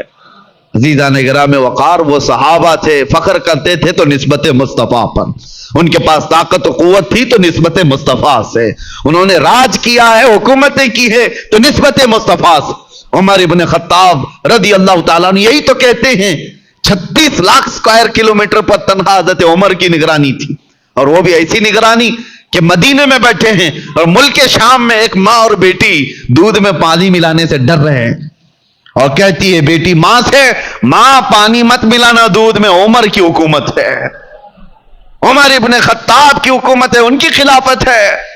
یہ کہاں سے آتا ہے یہ پاور؟ انہی سے سنو۔ حضرت عمر کہتے ہیں میری حیثیت تو اتنی ہے کہ میں خطاب کا بیٹا عمر، بچپن میں مجھ سے 2 بکریاں نہیں سنبھلی جاتی تھی، میرا باپ مجھے روز مارتا تھا، لیکن جب تک بکے نہ تھے تو کوئی پوچھتا نہ تھا۔ حضور کے قدموں سے وابستہ ہوا تو عمر ابن خطاب کہتے ہیں میں وہی خطاب کا بیٹا ہوں عمر، لیکن آج میں 36 لاکھ اسکوائر کلومیٹر پر تنہا حکومت کرتا ہوں، اس لیے کہ محمد عربی کا غلام عمر ہوں۔ نسبت رسول اللہ کی، یہی تمام چیزوں کی طاقت کا راز ہے، قوت کا راز ہے، تمہاری سربلندی کا راز ہے، ہماری عزتوں کا راز ہے۔ یہ ساری چیزوں کی طرف آپ کی توجہ ہو، ایک بار نوجوان اٹھ جائے اور یہ طے کر لیں کہ ادھر ادھر کی چھوڑ میں میرے مصطفیٰ کی قدم کی طرف نکلتا ہوں، دیکھنا عزتیں تمہارے گھر پر دستک دیں گی۔ لوگ آج بھی اس انتظار میں ہیں کہ وہ جوان کہاں چلا گیا جس کے چلنے سے محلے میں خوشبوئیں آیا کرتی تھی، وہ جوان کہاں چلے گئے جن کی باتیں سننے کے لیے لوگ کان کھڑے کیا کرتے تھے۔ آج لوگ اپنے دروازے کیوں بند کر لیتے ہیں عیاش نوجوانوں کو دیکھ کر کہ ان کے گزرنے سے کہیں ہماری بیٹیوں کی عزت نہ پارا پارا ہو جائے؟ وہ بچے کیوں آ گئے؟ اس لیے ان تمام مادیات سے ہٹ کر کے بارگاہ مصطفیٰ میں آنے کی میری ایک ہی دعوت ہے، میرا ایک ہی عنوان ہے کہ محمد سے وفا تو نے تو ہم تیرے ہیں، یہ جہاں چیز ہے کیا لوح و قلم تیرے ہیں۔ رب تبارک و تعالیٰ جب تک سانسیں باقی ہے حضور کے قدموں میں عزت کی زندگی عطا فرمائے، ناموس مصطفیٰ پر پہرے داری کی آخری دم تک مولا ہمیں توفیق عطا فرمائے، ان دجالی نظام اور شیطانی نظام اور ان طوفانی ہواؤں میں مولا ہمارے ایمان کی سلامتی عطا فرمائے، ہمارے عقیدے کی حفاظت عطا فرمائے، ہمارے قیامت تک پیدا ہونے والی نسل کو عشق مصطفیٰ میں پیدا فرمائے، ہماری اولاد کو، ہمارے گھر کو، ہمارے خاندانوں کو بد عقیدہ اور گمراہ ہونے سے مولا حفاظت فرمائے، اس مسجد کی رونقوں کو ہمیشہ قائم و دائم رکھ مولا، یہاں کی روحانیت کو سدا قائم رکھ، اے قدیر و جبار خدا، یہاں کے مصلوں میں، یہاں کے سجدوں میں اے اللہ تو لذتیں عطا فرما، ایمان و عرفان کی لذتیں عطا فرما، حضور پاک کی محبت کی خوشبوئیں عطا فرما، اور جب دنیا سے جانے کا وقت آئے تو مولا کلمہ زبان پر جاری فرما۔ وآخر دعوانا ان الحمدللہ رب العالمین۔ السلام علیکم۔ شعبان کا مہینہ ختم ہونے کو آ گیا اور یہ آخری جمعہ ہے، اب اگلا جمعہ آپ کا رمضان میں آئے گا۔ سب سے پہلے توبہ اور استغفار۔ آج کے جمعہ حضور پاک صلی اللہ علیہ وسلم کی سنت تھی، حضور کی یہ سنت تھی کہ شعبان کے آخری جمعہ میں حضور سارے مومنین سے یہ خطاب کرتے، یوں کہتے کہ ان قریب تم پر ایک ایسا مہینہ آنے والا ہے جس کا پہلا حصہ رحمت کا، دوسرا حصہ مغفرت کا، آخری حصہ جہنم سے آزادی کا۔ حضور رمضان کے متعلق اس جمعہ میں بیان فرماتے، اور اس لیے میں آپ کو اس سنت پر عمل کرتے ہوئے عرض کرتا ہوں، اس عظیم مہمان کے آنے سے پہلے اپنے گھر بار کو صحیح کر لو، تیاریاں ایسی کرو جیسے کسی مہمان کا استقبال ہو۔ رمضان کی تیاریوں میں گھروں کی صفائی صرف کچرے سے نہیں، غلاظتوں سے، گناہوں سے، عیاشیوں سے، آوارگیوں سے، ان تمام سے بچوں کو ٹائم ٹیبل بنا دو کہ بیٹا رمضان المبارکہ ہے، تمہارے یہ گیم کھیلنے کا وقت نہیں ہے، تمہارے یہ ٹی وی پر بیٹھنے کا وقت نہیں ہے، یہ سیریل اور فلموں کا وقت نہیں ہے، یہ سب چیزیں بند کرو۔ بچوں سے کہو کہ اللہ کا مہینہ آ رہا ہے، اس لیے کہ میرے آقا نے فرمایا قیامت کے دن جس کے خلاف رمضان کھڑا ہو گیا اسے جہنم میں جانے سے کوئی بچا نہیں سکے گا۔ یاد رکھو آپ، جس کے خلاف رمضان اور قرآن کھڑے ہو گئے، حضور فرماتے ہیں اس کو دوزخ میں جانے سے کوئی بچا بھی نہیں پائے گا، اور جس کی شفاعت کے لیے کھڑے ہو گئے تو پھر وہ جنت میں جا کر رہے گا۔ جس کی حمایت میں یہ دونوں کھڑے ہو گئے، قرآن اور رمضان، اسی لیے قرآن اور رمضان۔ رمضان کیسے خلاف کھڑا ہوگا؟ اللہ کی بارگاہ میں مقدمہ کرے گا کہ مولا میں اس کے گھر گیا تھا، اس نے میری بڑی بے حرمتی کی ہے، میں اس کے گھر گیا تھا تیرا مہمان بن کر، اس نے میری بہت توہین کی ہے۔ رمضان کے مہینے میں دن کے وقت کھانے پینے والے کے متعلق کہا گیا ہے ایک روزہ چھوڑنے کا عذاب 600 سال تک وہ دوزخ میں رہے گا۔ مسلمانوں کو یہ زیب نہیں دیتا رمضان کا احترام، اور خاص طور پر بچوں کی تربیت کے لیے، بچوں کی تربیت علماء سے بھی میری گزارش ہے کہ پورا فل فوکس کرو۔ ہم یہاں ہوتے تھے یا جب بھی الحمدللہ میرا معمول ہے رمضان میں فل پیکج، صبح سے لے کر رات تک ہم تو مصروف ہی رہتے تھے۔ وجہ یہ ہے کہ ان کو شیطان کی وہ ڈالی ہوئی عادتوں کی طرف نہ بھیجا جائے۔ ایک مہینہ تو ہے جو اللہ تعالیٰ نے شیطان سے آزاد کر کے دیا، اس میں اگر دل کو پاک نہیں کیا تو پھر کب پاک کرے گا؟ بچوں کو خاص طور پر ایک چیز کی طرف لے آؤ، ان کے یہ موبائل کی دنیا، بہت سارے ماں باپ، کل میں آپ کو دیکھ رہا ہوں ماں باپ ہم سے کہہ رہے ہیں کہ ہماری بات سے اب بچے مانتے نہیں، ڈر لگ رہا ہے ان کو بولیں گے تو الٹ پلٹ کر دیں گے، مار پیٹ کرنے لگ جائیں گے۔ آج یہ نوبت آ گئی ماں باپ کی کہ تم بچوں کو روک نہیں سکتے، ان کے ہاتھ سے موبائل نہیں لے سکتے۔ اکثر گھروں کا حال ہے یہ، میں آپ کو بتا رہا ہوں، اکثر گھروں کا، لے کر کے دکھاؤ۔ یہ تو ایسا نشہ ہے جیسے چرسی اور گنجیڑی کو چرس اور گانجے سے روکا جائے تو وہ مار پیٹ پہ آ جاتا ہے، اس سے بڑا نشہ ہو گیا ہے۔ رمضان بہترین مہینہ ہے ان کی تربیت کے لیے، سب لوگ یہ عہد کرو، ان سے کہو ٹھیک ہے موبائل تمہارے ہاتھ میں رہے لیکن اللہ سے ڈرتے ہوئے کبھی بھی گندی تصویریں تو دور کی بات ہے، تمہیں گیم کھیلنے کی بھی اجازت نہیں ہے، اپنے آپ کو انٹرٹینمنٹ کے لیے، وقت ٹائم پاس کرنے کے لیے نہیں ہے۔ اور اعتکاف میں جانے والے جو موبائلوں کے ساتھ اعتکاف کرتے ہیں وہ کیا بھلا اعتکاف کر رہے ہیں، ساری دنیا لے کر کے بیٹھتے ہیں۔ اللہ تبارک و تعالیٰ ان فواحشات سے ہماری حفاظت فرمائے۔ آپ سب رمضان کی تیاریوں میں اپنے بچوں کی تربیت پر خاص توجہ دیں۔ ہمیں ڈر لگتا ہے کہ کل کو یہ بچوں کے ساتھ جو ہونے والا ہے، جو وقت آنے والا ہے، بہت ڈر لگتا ہے۔ اس لیے میں بار بار تاکید کر رہا ہوں کہ اللہ ان کے ایمان کی حفاظت عطا کرے، ان بچوں کا ایمان سلامت رہے، ورنہ دنیا ان کے ایمان کی ڈاکو ہے۔ اللہ تعالی ہم سب کے بھی ایمان و عقیدے کی حفاظت فرمائے۔ السلام علیکم ورحمۃ اللہ وبرکاتہ۔ قرآن پاک میں ایک ایسی آیت ہے جس کے متعلق یہودی کہتے ہیں کہ اگر یہ آیت ہمارے دین میں داخل ہوئی ہوتی یا ہماری کتاب میں اتری ہوتی تو ہم اس کو عید کا دن منا لیتے۔ یہودی یہ کہتے ہیں اس آیت کا نزول اگر ہماری کتابوں میں ہوا ہوتا تو جس دن یہ آیت اتری اس دن کو ہم عید کا دن منا لیتے۔ وہ آیت کون سی ہے؟ وہی میں نے آج آپ کے سامنے تلاوت کی ہے۔ اللہ فرماتا ہے، یہ حجۃ الوداع کے موقع پر حضور صلی اللہ تعالیٰ علیہ وسلم کا آخری حج تھا آپ کی ظاہری زندگی کا، اس دن یہ آیت نازل ہوئی تھی، اور حضور اکرم صلی اللہ تعالیٰ علیہ وسلم نے اپنا حج مکمل کر کے ارشاد بھی فرمایا تھا کہ آج کے بعد ہو سکتا ہے کہ میں اس جگہ پر تم سے دوبارہ ملاقات نہ کروں، اور وہ آخری حج کہا جاتا ہے، اور آخری خطبہ بھی حضور کا خطبۃ الوداع جس کو کہتے ہیں مشہور ہے۔ اس وقت یہ آیت اتری تھی. آیت کا معنی پہلے سن لیں, ترجمہ. رب تعالیٰ فرماتا ہے الیوم اکملت لکم دینکم واتممت علیکم نعمتی. آج کے دن میں نے تمہارا دین مکمل کر دیا اور میری نعمتیں پوری اتار دیں. وَرَضِيتُ لَكُمُ الْإِسْلَامَ دِينًا, اور تم کو اسلام دے کر میں راضی ہوا. یہ آیت ہے. کسی بھی دین کے بارے میں یہ دعویٰ نہیں ہے کہ وہ پورا کمپلیٹ ہے سوائے اسلام کے. پہلے جتنے دین آتے رہے بعد میں اور اس میں شوشہ تھا کہ آخری نبی آنے والے ہیں, شریعت پھر بدلے گی. موسیٰ علیہ السلام کا زمانہ آیا, ان کی شریعت تھی. پھر اس کے بعد زمانہ تبدیل ہوا, عیسیٰ علیہ السلام کا دور آیا, شریعت بدلی ہے. عقیدہ نہیں بدلتا, شریعت یہ لا کو کہتے ہیں, قانون, قوانین بدلے جاتے رہے. آدم علیہ السلام کی شریعت میں الگ قوانین تھے, نوح علیہ السلام کی شریعت میں قانون الگ تھے. بدلتی گئی شریعتیں, لیکن آ کر سٹاپ ہو گئی حضور پاک صلی اللہ علیہ وسلم کے اس دین پر.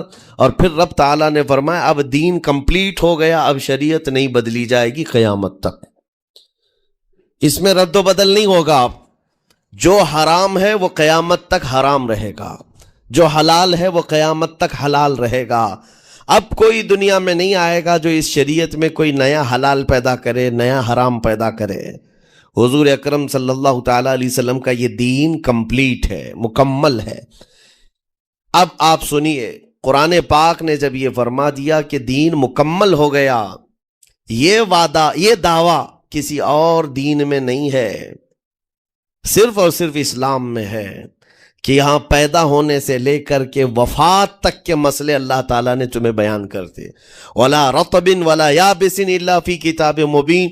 کوئی خشکی کی چیز بھی نہیں ہے, کوئی تری کی چیز بھی نہیں ہے جس کو قرآن نے بیان نہ کیا ہو. رب تبارک و تعالیٰ نے ساری چیزیں بیان فرما دی, تمہاری شریعت کمپلیٹ ہے. آج تمہیں اپنی زندگی گزارنے کے لیے لا, قانون کسی ایرے غیرے کے پاس سے لینے کی ضرورت نہیں. اسلام ہر قانون تمہیں دیتا ہے, چاہے بچوں کے مذہب, بچوں کے معاملات ہوں, چاہے جوانوں کے معاملات ہوں, شوہر بیوی کے حقوق ہوں, ماں باپ کے حقوق ہوں, استاد شاگرد کے معاملات ہوں, پڑوسیوں کے حقوق ہوں, تجارت کے, لین دین کے, نکاح کے, خلا کے, عدت کے, طلاق کے, سارے مسائل پورا کا پورا تفصیل کے ساتھ اسلام تمہیں دیتا ہے. اس طرح کا کوئی لا پوری دنیا میں نہیں ہے جس طرح اسلام کے پاس ہے. ظاہر سی بات ہے, جب اسلام کے پاس اتنا بڑا مکمل نظام ہوگا تب تو پھر یہ ٹارگٹ نمبر 1 پوری دنیا میں ہوگا ہی ہوگا. یوں ہی اسلام سے لوگ نہیں چڑھتے, یوں ہی اسلام سے نہیں نفرت کرتے. ظاہر سی بات ہے کہ حسینوں سے ہی حسد ہوتا ہے, کوڑی سے کون حسد کرے گا؟ جس کو کوڑ کی بیماری ہو اس سے کوئی حسد نہیں کرتا. ایک حسین دوسرے حسین سے بھی نفرت کرتا, حسد کرتا ہے. یا کم صورت والا اچھی صورت والے سے حسد فطری طور پر کرتا ہے. اسی لیے محاورہ کہا گیا ہے کہ حسینوں سے حسد ہوتا ہے. تو اسلام میں جو حسن ہے تو جتنے جلنے والے ہیں اتنے زیادہ حسد کرنے والے پیدا ہوتے ہی رہیں گے. اب آپ کے لیے یہ فخر کی بات ہے کہ دنیا جسے ٹارگٹ نمبر 1 کہتی ہے, جس سے چڑھتی ہے اور جلتی ہے, الحمدللہ رب تبارک و تعالیٰ نے وہ دین ہمیں عطا فرمایا. وہ اس لیے نہیں ہے کہ لوگوں کے چڑھنے کی وجہ سے میں فخر کر رہا ہوں, اس لیے کہ میرے دین کے علاوہ کوئی دین ایسا نہیں جو یہ دعویٰ کر سکے کہ ہم کمپلیٹ لا رکھتے ہیں. صرف اور صرف اسلام کے پاس ہے. میں یہاں کھڑے ہو کر کے یہ صرف الفاظ کی پھیکم پھاک نہیں کر رہا ہوں, چیلنج ہے یہ. پوری دنیا کے کسی بھی ریلیجن کے پاس وہ سارے مسائل نہیں مل پائیں گے جو دین اسلام کے پاس موجود ہیں. دین اسلام کے لیے اگر آپ کو میں بتا دوں کہ اس کا جو فقہ کا نظام ہے, مسئلے مسائل, جس کو اگر آپ پڑھنے کی کوشش بھی کریں زندگیاں بیت جائیں. صرف اور صرف ایک چیپٹر پر کتابیں لکھی ہوئی ہیں. صرف نکاح کے مسئلے کتابیں پوری ہیں, صرف طلاق کے مسئلے پوری کتابیں موجود ہیں. اتنا وستار کے ساتھ, اتنا تفصیل کے ساتھ کوئی دین نہیں پیش کرتا, صرف اور صرف اسلام ہے. یہ باتیں میں آپ کے سامنے کیوں رکھ رہا ہوں میرے عزیز ہو, تاکہ تمہیں یہ احساس ہو کہ اللہ نے کون سی نعمت تمہیں دی ہے. اسی آیت میں رب تعالیٰ فرماتا ہے وَأَتْمَمْتُ عَلَيْكُمْ نِعْمَتِي، میں نے اپنی پوری نعمت تمہیں دے دیا، پوری نعمت تمہیں دے دیا۔ احساس کرو کہ اسلام سے بڑھ کر نعمت کیا ملتی تمہیں، اسلام سے بڑھ کر کے کیا نعمت ہے، جس میں رب تبارک و تعالیٰ نے تمہیں اخلاق و کردار دیے ہیں، تعلیم کے لیے سارے۔ آپ کو ابھی اس زمانے میں پروپیگنڈے کے شکار ہو گئے کہ ہم جاہل قوم سے وابستہ ہیں، ہمارے ہاں جہالت زیادہ ہے، ہمارے ہاں بد کرداری زیادہ ہے۔ یہ عوام کو دیکھ کر کے لوگوں نے پروپیگنڈا بنایا، ورنہ تو ان کی حالت یہ تھی 18ویں صدی تک یورپ والوں کو روڈ بنانے کا طریقہ بھی نہیں معلوم تھا، اسلام نے سکھایا ہے۔ ان کو پارلیمنٹ میں بیٹھنے کا قانون نہیں معلوم تھا، اسلام نے قانون عطا کیے ہیں۔ ان کو عدالت چلانے کے معاملے معلوم نہیں تھے، اسلام نے پوری کتابیں پیش کی ہیں۔ اٹلی اور ڈنمارک جو آج یورپ کی کنٹریز میں شامل ہوتے ہیں، یہاں کے بادشاہوں کے بچے اسلامی علماء کے پاس اندلس میں پڑھنے کے لیے جاتے تھے، عیسائیوں کے، دوسروں کے، انگریزوں کے بچے، اور جب پڑھ کر کے آتے تھے اٹلی اور ڈنمارک میں واپس، تو پورے لوگ ان کو دیکھنے کے لیے بھیڑ لگاتے کہ یہ علماء اسلام سے پڑھ کر کے آ رہے ہیں۔ دنیا کو قلم پکڑنا سکھایا ہے اسلام نے۔ آپ کو ابھی میں اس موضوع پر نہیں بات کر رہا ہوں جو اسلام نے پوری دنیا کو دیا ہے۔ آج یہ جو گھڑی دیکھتے ہیں نا ہر جگہ پوری دنیا کا ٹائم، سب سے پہلے مسلم علماء نے اس کو ایجاد کیا ہے۔ دنیا کو ٹائم دیکھنے کا طریقہ اسلام نے سکھایا ہے۔ آپ کو ایک دو نہیں، آج پوری دنیا میں میڈیکل سرجری جو بھی ہوتی ہے، آپ کو پتہ ہے چیر پھاڑ کرنا ہر جگہ ضروری ہو گیا ہے، آپریشن تھیٹر، ساری دنیا جو سرجری کرتی ہے اس کے بیسک قانون بو علی سینا اسلامی عالم کے لکھے ہوئے ہیں۔ آج بھی امریکہ کی یونیورسٹی میں یہ کتاب داخل ہے، کیلیفورنیا میں۔ اس اسلامی علماء نے جو پوری دنیا کو دیا ہے وہ ایک الگ ٹاپک ہے۔ وہ اس کی ترقی اور عروج کا وقت تھا۔ اسپین میں کیمسٹری میں سب سے پہلے ایجاد کرنے والے علماء موجود ہیں، جابر بن حیان ہیں، جو الجبرا پوری دنیا کو دیا ہے۔ آج ہر یونیورسٹی، ہر کالج میں الجبرا کا سبجیکٹ ہوتا ہے۔ کس نے لکھا ہے؟ دنیا کو چلنے کا سلیقہ اسلام نے سکھایا ہے، بولنے کا طریقہ اسلام نے سکھایا ہے۔ سیاست کے معاملات آپ کو پتہ ہے، پہلے کے دور کی سیاست یہ تھی، جو بادشاہ بن گیا اس کا راج ہے، اس کا قانون ہے۔ اور رات کو خواب میں کوئی چیز دیکھے تو صبح قانون بنا دے گا۔ بادشاہوں کا مزاج ہے، خواب میں کوئی چیز نظر آ گئی، صبح وہ قانون بن گئی۔ تو یہ تو سلسلہ چلتا تھا پوری دنیا میں، اور آج بھی دنیا اس بات کی قرضدار ہے کہ حقیقت میں سیاست کسی نے سکھائی ہے تو وہ عمر ابن خطاب کی سیاست ہے، صدیق اکبر کی سیاست ہے۔ خلفائے راشدین نے جو حکومت و سیادت کر کے دنیا کو دکھایا ہے، اس کی مثال کوئی پیش نہیں کر سکتا۔ اسی لیے ہمارے اس دیش کے جانتے ہیں جن کو موہن داس کرم چند گاندھی کہا جاتا ہے، گاندھی جی کو آج سارے لوگ یاد کرتے ہیں۔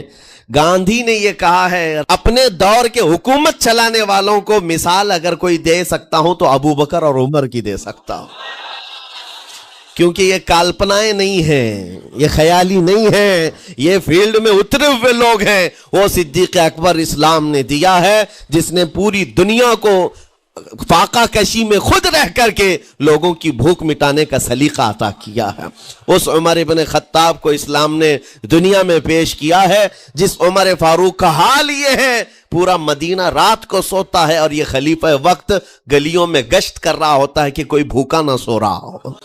آپ کو پتہ ہے وہ عمر ابن خطاب رات کے وقت گزرتے ہوئے ایک گھر کے قریب سے جا رہے ہیں تو دیکھا ایک مرد باہر بیٹھا ہوا ہے، اندر سے رونے کی آواز آ رہی ہے۔ اس کے مرد سے پوچھا آپ نے، وہ نہیں پہچانتا تھا، آپ کبھی حجاب ڈالتے کبھی پردہ ڈالتے اور رات کو گلیوں میں مدینے کے گشت کر رہے ہوتے۔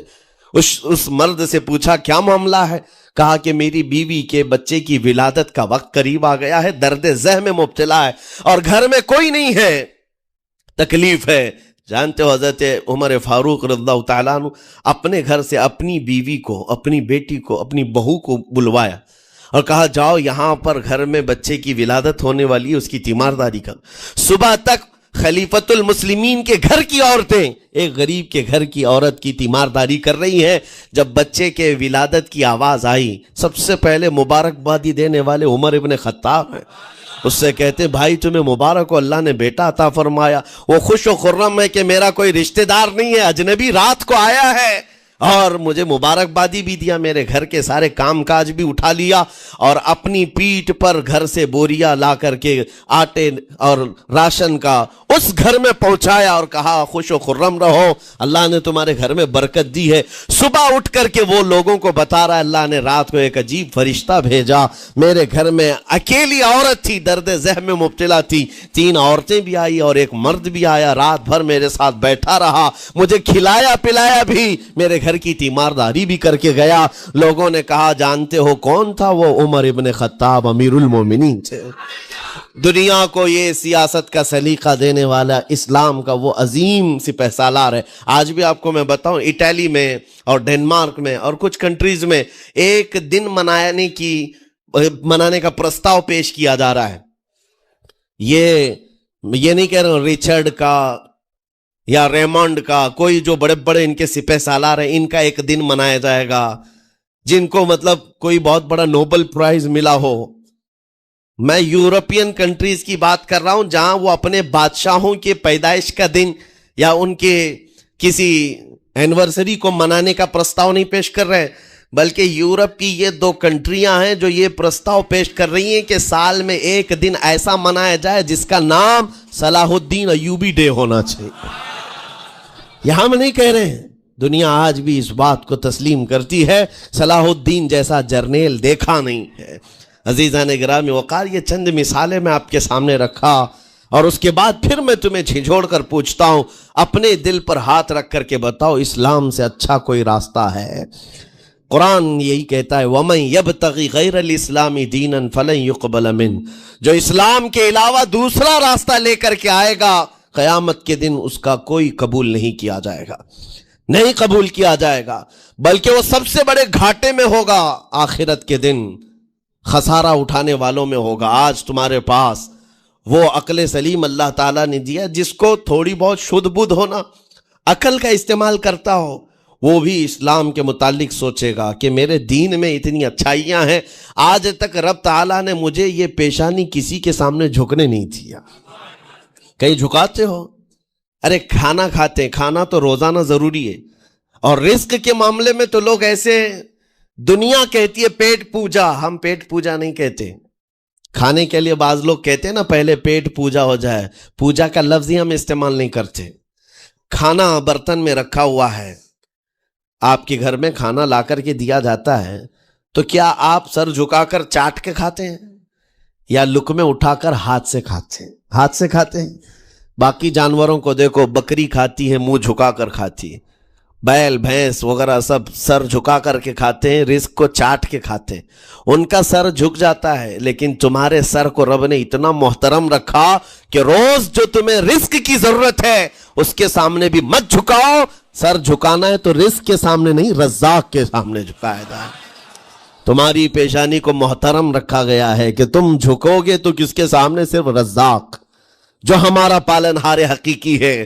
اور حد تو یہ ہے میرے عزیزو، یہ دنیا کی واحد قوم ہے، یہ واحد مذہب ایسا ہے، یہودی ہوں، عیسائی ہوں، ہندو ہوں، کوئی بھی ریلیجن آپ لے کر کے آئیں، جس کو وہ بہت زیادہ مانتے ہیں یا جس کو گاڈ کہتے ہیں یا جس کو بھگوان کہتے ہیں، ان کی صورت بھی ہوگی، مورت بھی ہوگی، اور سامنے دیکھتے ہیں اور جھکتے ہیں، عبادت کرتے ہیں۔ لیکن تنہا مسلمان ایسے ہیں، کروڑوں مسجدیں ہوں گی، کہیں خدا کی کوئی تصویر دیکھا ہے؟ کہیں مسجدوں میں خدا کا کوئی مورت یا صورت بنائی ہوئی دیکھا ہے؟ نہیں ہے۔ یہ واحد قوم ہے جو بن دیکھے مولا کی بارگاہ میں سجدے میں جھک جاتی ہے۔ صرف بات اتنی ہے کہ ان کو یہ کہنا پڑے گا، اگر میں کہوں میرے نام پر آ جاؤ جھک جاؤ، نہیں، کوئی نہیں جھکائے گا۔ ہاں، یہ کہنا پڑے گا امام کو بھی اللہ اکبر، اللہ سب سے بڑا ہے۔ پھر کوئی پیچھے کھڑا ہوا یہ نہیں پوچھتا کہ کس نے کہا، کون پکار رہا ہے، پیشانی لے جا کر زمین پر لگا دیتے۔ کیوں؟ ہماری پیشانی خالص اللہ کے لیے ہے۔ میرے عزیزو، یہ وہ پرائیورٹیز ہیں اور یہ اسپیشلٹی ہے آپ کے اس کمیونٹی کی، جس کو مجھے آپ کے سامنے رکھنا ہے۔ اتنی سارے اچھے گلشن کو چھوڑ کر اگر کوئی بربادی کی طرف جائے تو پھر سوائے بدنصیبی کے کیا ہے اس کے پاس؟ جس کو اللہ تبارک و تعالیٰ وعدے کیا ہو کہ تم اپنی جان اور اپنے مال کے بدلے مجھ سے جنت خرید لو، جہاں پر سارے اخلاق و کردار اور دنیا کی سب سے اعلیٰ اخلاق تمہیں سکھانے کے دعوے کیے گئے ہوں، وہ چھوڑ کر کے اگر دنیا کہیں اور جائے تو پھر تمہاری یہ ہرما نصیبی ہے۔ ایک بات میں آپ کو بتاؤں، سکسیس کس کو کہتے ہیں؟ کامیابی۔ اور ہر کوئی یہ کہتا ہے کہ مجھے سکسیس کی طرف سفر کرنا ہے۔ 10ویں پاس نوجوان کو بھی پوچھیں کہ کوئی بھی کورس کر رہا ہے، آگے جا رہا ہے، کیوں جا رہا ہے؟ کچھ سکسیسفل لائف گزارنا ہے، کامیاب زندگی گزارنا ہے، اس کے لیے دروازے کھٹکھٹا رہا ہے۔ تمہیں پتا ہے ان مسجدوں کے میناروں سے جو آواز گونجتی ہے اذان کی، اس میں ایک لفظ آتا ہے، سارے لفظ تو آپ کو یاد ہوں گے، اللہ اکبر بھی کہا جاتا ہے، اشہد ان لا الہ الا اللہ بھی، اشہد ان محمد رسول اللہ بھی ہے۔ اس کے بعد ایک لفظ پکارتا ہے مؤذن، حی علی الصلاۃ۔ حی علی الصلاۃ کا مطلب ہوتا ہے آؤ نماز کی طرف، آؤ نماز کی طرف۔ اس کے بعد ایک اور لفظ پکارتا ہے حی علی الفلاح، جس کا معنی معلوم ہے آپ کو؟ مؤذن یہ کہتا ہے آؤ کامیابی کی طرف، آؤ کامیابی کی طرف۔ ٹوٹل یہ دن میں 10 بار مؤذن پکارتا ہے، فجر میں 2 بار، ظہر میں 2 بار، عصر میں 2 بار، مغرب میں 2 بار، عشاء میں 2 بار۔ کتنی مرتبہ پکارا؟ 10 بار پکارا تمہیں، آؤ کامیابی کی طرف۔ لیکن ایک بات یاد رکھو، یہ پکارنے والے مؤذن کی حالت مت دیکھو کہ یہ پکار رہا ہے، بلکہ یہ رحمان کی صدا ہے، یہ اللہ کی صدا ہے جو تمہیں بلا رہا ہے۔ یہ تو اپنی آواز اور اپنے الفاظ سے ترجمانی کر رہا ہے اور تمہیں اللہ کی صدا تمہارے تک منتقل کر رہا ہے، لیکن حقیقت میں بلانے والا کون ہے؟ اللہ ہے۔ مسجدوں میں بلانے والا کون ہے؟ اللہ ہے۔ اللہ کی صدا پر آپ آ رہے ہو۔ اب سوچو، جو رحمان تمہیں 10 مرتبہ دن میں یہ بات پہنچا رہا، آؤ کامیابی کی طرف، آؤ کامیابی کی طرف، تم اس چیز کو چھوڑ کر کے کامیابی ان لوگوں کے سامنے ڈھونڈنے نکلے جن کو پیشاب کرنے کا سلیقہ نہیں معلوم، جن کو کھانے پینے کے طور طریقے نہیں معلوم۔ ان لوگوں کے پاس ہمارے بچے اگر کامیابی ڈھونڈیں گے تو بات یہی ہے، ٹوپی کو سر پر پہنو تو اچھا لگے گا، لیکن دوسری جگہ پہننے لگو تو بیوقوف کہیں گے، ظلم کر رہے ہو ٹوپی کے ساتھ۔ اسی طرح میں کہتا ہوں مسلمان کو اللہ کی بارگاہ میں آ جانا سب سے بڑی کامیابی ہے، اور اگر دوسروں کے ہاں در در بھٹکتا ہے تو گویا کہ اس نے اپنی حیثیت کو ہی گرا دیا ہے۔ اسی لیے اقبال نے کیا کہا تھا، بہت اچھی بات، کہ وہ ایک سجدہ جسے تو گراں سمجھتا ہے، گراں کا مطلب کیا؟ بھاری۔ ایک سجدہ کرنے میں تو بھاری پن محسوس کرتا ہے، وہ ایک سجدہ جسے تو گراں سمجھتا ہے، ارے 1000 سجدوں سے دیتا ہے آدمی کو نجات۔ در در جھکنے سے تو تمہیں بچا لیتا ہے، اس کے سامنے بھی جھکا، نیتا کے سامنے بھی جھکا، سیٹھ کے سامنے بھی جھکا، پولیس کے سامنے بھی جھکا، جج کے سامنے بھی جھکا، سب کے سامنے جھک رہا ہے۔ ایک سجدہ یہاں کر لے، مولا ہر سجدے سے تجھے آزاد کرتے۔ یہاں جھکنے والا پھر کہیں اور نہیں جھکتا۔ ہاں، اسی لیے شاعر نے کہا ہے، مرد حق باطل کے آگے مات کھا سکتا نہیں، سر کٹا سکتا ہے لیکن سر جھکا سکتا نہیں۔ یہ ہماری تاریخ ہے جو آپ کے سامنے ہے۔ آپ کو پراؤڈ فیل ہونا چاہیے کہ رب تعالیٰ نے مجھے کون سی بڑی نعمت عطا کی، اتنی عظیم نعمت ہے۔ ایک واقعے کے ساتھ میں اپنی گفتگو کو آپ کے اندر ڈالنے کی کوشش کرتا ہوں۔ حضور پاک صلی اللہ تعالیٰ علیہ وسلم کے دین کی حلاوت اور چاشنی کس کو ملے گی؟ پتہ ہے؟ 3 چیزیں۔ جو ایمان کی لذت جس کو ملتی ہے وہ پھر دوسری جگہ نہیں منہ مارتا، ادھر ادھر نہیں دیکھتا کہ کہاں کامیابی ہے، کہاں سکسیسفل ہے، بلکہ جس کو ایمان کی لذت ملی ہے وہ یہ سوچتا ہے کامیابی میرے نبی کے قدموں میں ہے، مجھے جو ملنا ہے وہ یہیں سے ملنا ہے۔ بریلی کے امام کہتے تھے، یا رسول اللہ، خلق کے حاکم ہو تم، رزق کے قاسم ہو تم، جو ملا تم سے ملا تم پہ کروڑوں درود، اور تم ہو حفیظ و مغیث۔ یا رسول اللہ، تم ہو حفیظ و مغیث، کیا ہے وہ دشمن خبیث، تم ہو تو پھر خوف کیا، تم پہ کروڑوں درود۔ یہ ایمان کی لذت جسے مل جاتی ہے وہ کامیابی حضور کے قدموں میں ہی دیکھتا ہے، پھر اسے ادھر ادھر کی چیزیں نہیں پریشان کرتی۔ یمن کا ایک قبیلہ تھا، بنو کلب۔ اس قبیلے کے ایک شخص تھے، حارثہ نام، ان کی بیوی سعدہ۔ ایک چھوٹا سا واقعہ بتا رہا ہوں۔ حارثہ اور سعدہ چھوٹا سا خاندان تھا، 3 بچے تھے۔ हारिसा के बेटों में एक बेटे का नाम है जैद।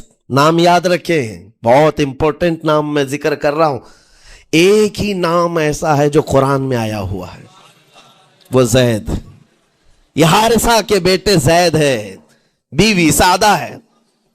ये हारिसा और सादा 3 बच्चों के माँ बाप थे, हंसी खुशी जिंदगी गुजार रहे थे। सादा एक दिन अपने बच्चों को लेकर अपने मायके जा रही थी। रास्ते में डाकुओं का हमला हो गया, माल सब छीन लिया काफिले का। और इत्तेफाक ऐसा कि ये 8 साल के जो जैद थे, इनको भी डाकुओं ने छीन लिया। एक माँ से उसका 8 साला बड़ा बेटा छीन लिया जाए तो माँ की कैफियत क्या होती। इस कदर दर्द में थी माँ। जान तो बच गई, 2 बच्चे भी बच गए, लेकिन बड़ा बेटा मेरे हाथ से चला गया। मारे मारे सहराओं में घूमती थी, पुकारती थी मेरा जैद, मेरा जैद, मेरा जैद, मेरा जैद। डाकुओं ने जैद को क्या किया, उकास का एक मेला लगता था उस वक्त, ये गुलामी का दौर था, लोग इंसानों को पकड़ते और बेच देते थे। वहां ला करके उन्होंने जैद को बेच दिया, गुलाम की हैसियत से बेच दिया। आगे मैं बताता हूं। यहां सादा का हाल बेहाल था। वापस घर आई तो बाप अपने शोहर से कहा, और शोहर का हाल तो ऐसा था कि वो जैद को अपने आंखों का नूर, अपने आंखों का सुरूर समझता। और इस कदर प्यार और मोहब्बत वाला बाप मारे मारे घूमता रहा गलियों में। और उनका लिखा हुआ एक अशार का मंजूम तराना है जो अपने बेटे की जुदाई में लिखा। अपने तो अपने दुश्मन भी वो तराना सुनते तो रो पड़ते थे। एक बाप का दर्द अपने बेटे की जुदाई में, बहुत रोते थे, बहुत। माँ भी दिन रात रोती, बाप भी पहाड़ों पर चढ़ जाते और वहां से सदा लगाते, ऐ आसमान अगर तूने जैद को देखा है तो मेरे हवाले कर दे। जमीन के चप्पे कहीं अगर जैद मेरा जिंदा है तो मुझे वहां तक ले चल। ये अशार में गुनगुनाते थे, रोते थे। और जैद का क्या हुआ, उकास के मेले में बेच दिया गया। खरीदा कौन, हकीम बिन हिजाम, जो हजरत खदीजा रज़ियल्लाहु ताला अन्हु के भाई लगते थे। ये लेकर के आए और हजरत खदीजा रज़ियल्लाहु ताला अन्हा उस वक्त मक्का में और हुजूर पाक सल्लल्लाहु अलैहि वसल्लम के निकाह में है। तो हजरत खदीजा के पास ये जैद आ गया, भाई ने गिफ्ट के तौर पर दे दिया। हजरत खदीजा के घर में ये जैद जब आए, उस वक्त उनकी उम्र यानी 10-12 साल के आसपास रही होगी। और ये ऐसा लड़का जो छोटी सी उम्र का, अदब इतना था कि हर एक का अदब करता, बड़े अच्छे खानदान से ताल्लुक रखने वाला। हुआ क्या, एक दिन आफताब रिसालत, माहताब रिसालत रसूल पाक सल्लल्लाहु अलैहि वसल्लम की नजर पड़ी। देखा अखलाक व किरदार में कामिल बच्चा है, और एक ही नजर में भाग गया। पूछा हजरत खदीजा से, कहा कि ये गुलाम है, उकास के मेले में बेचा गया है। हुजूर ने फरमाया ये मेरे हवाले कर दो, मेरे हवाले कर दो। हुजूर ने जिसको पसंद कर लिया हो, हुजूर ने जिस पर निगाह रखी हो।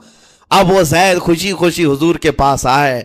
नबी पाक सल्लल्लाहु ताला अलैहि वसल्लम उनके अखलाक से बड़े खुश थे, और उसके बाद मोहब्बत भी ऐसी दी, ऐसी शफकत दी कि जैद को न बाप की खबर थी, न माँ की खबर थी। जो कुछ था वो रसूलुल्लाह के पास था। हुजूर पाक सल्लल्लाहु ताला अलैहि वसल्लम की तरबियत में दिन गुजरते गए, बड़े हो गए, यहां तक कि 16 साल की उम्र थी।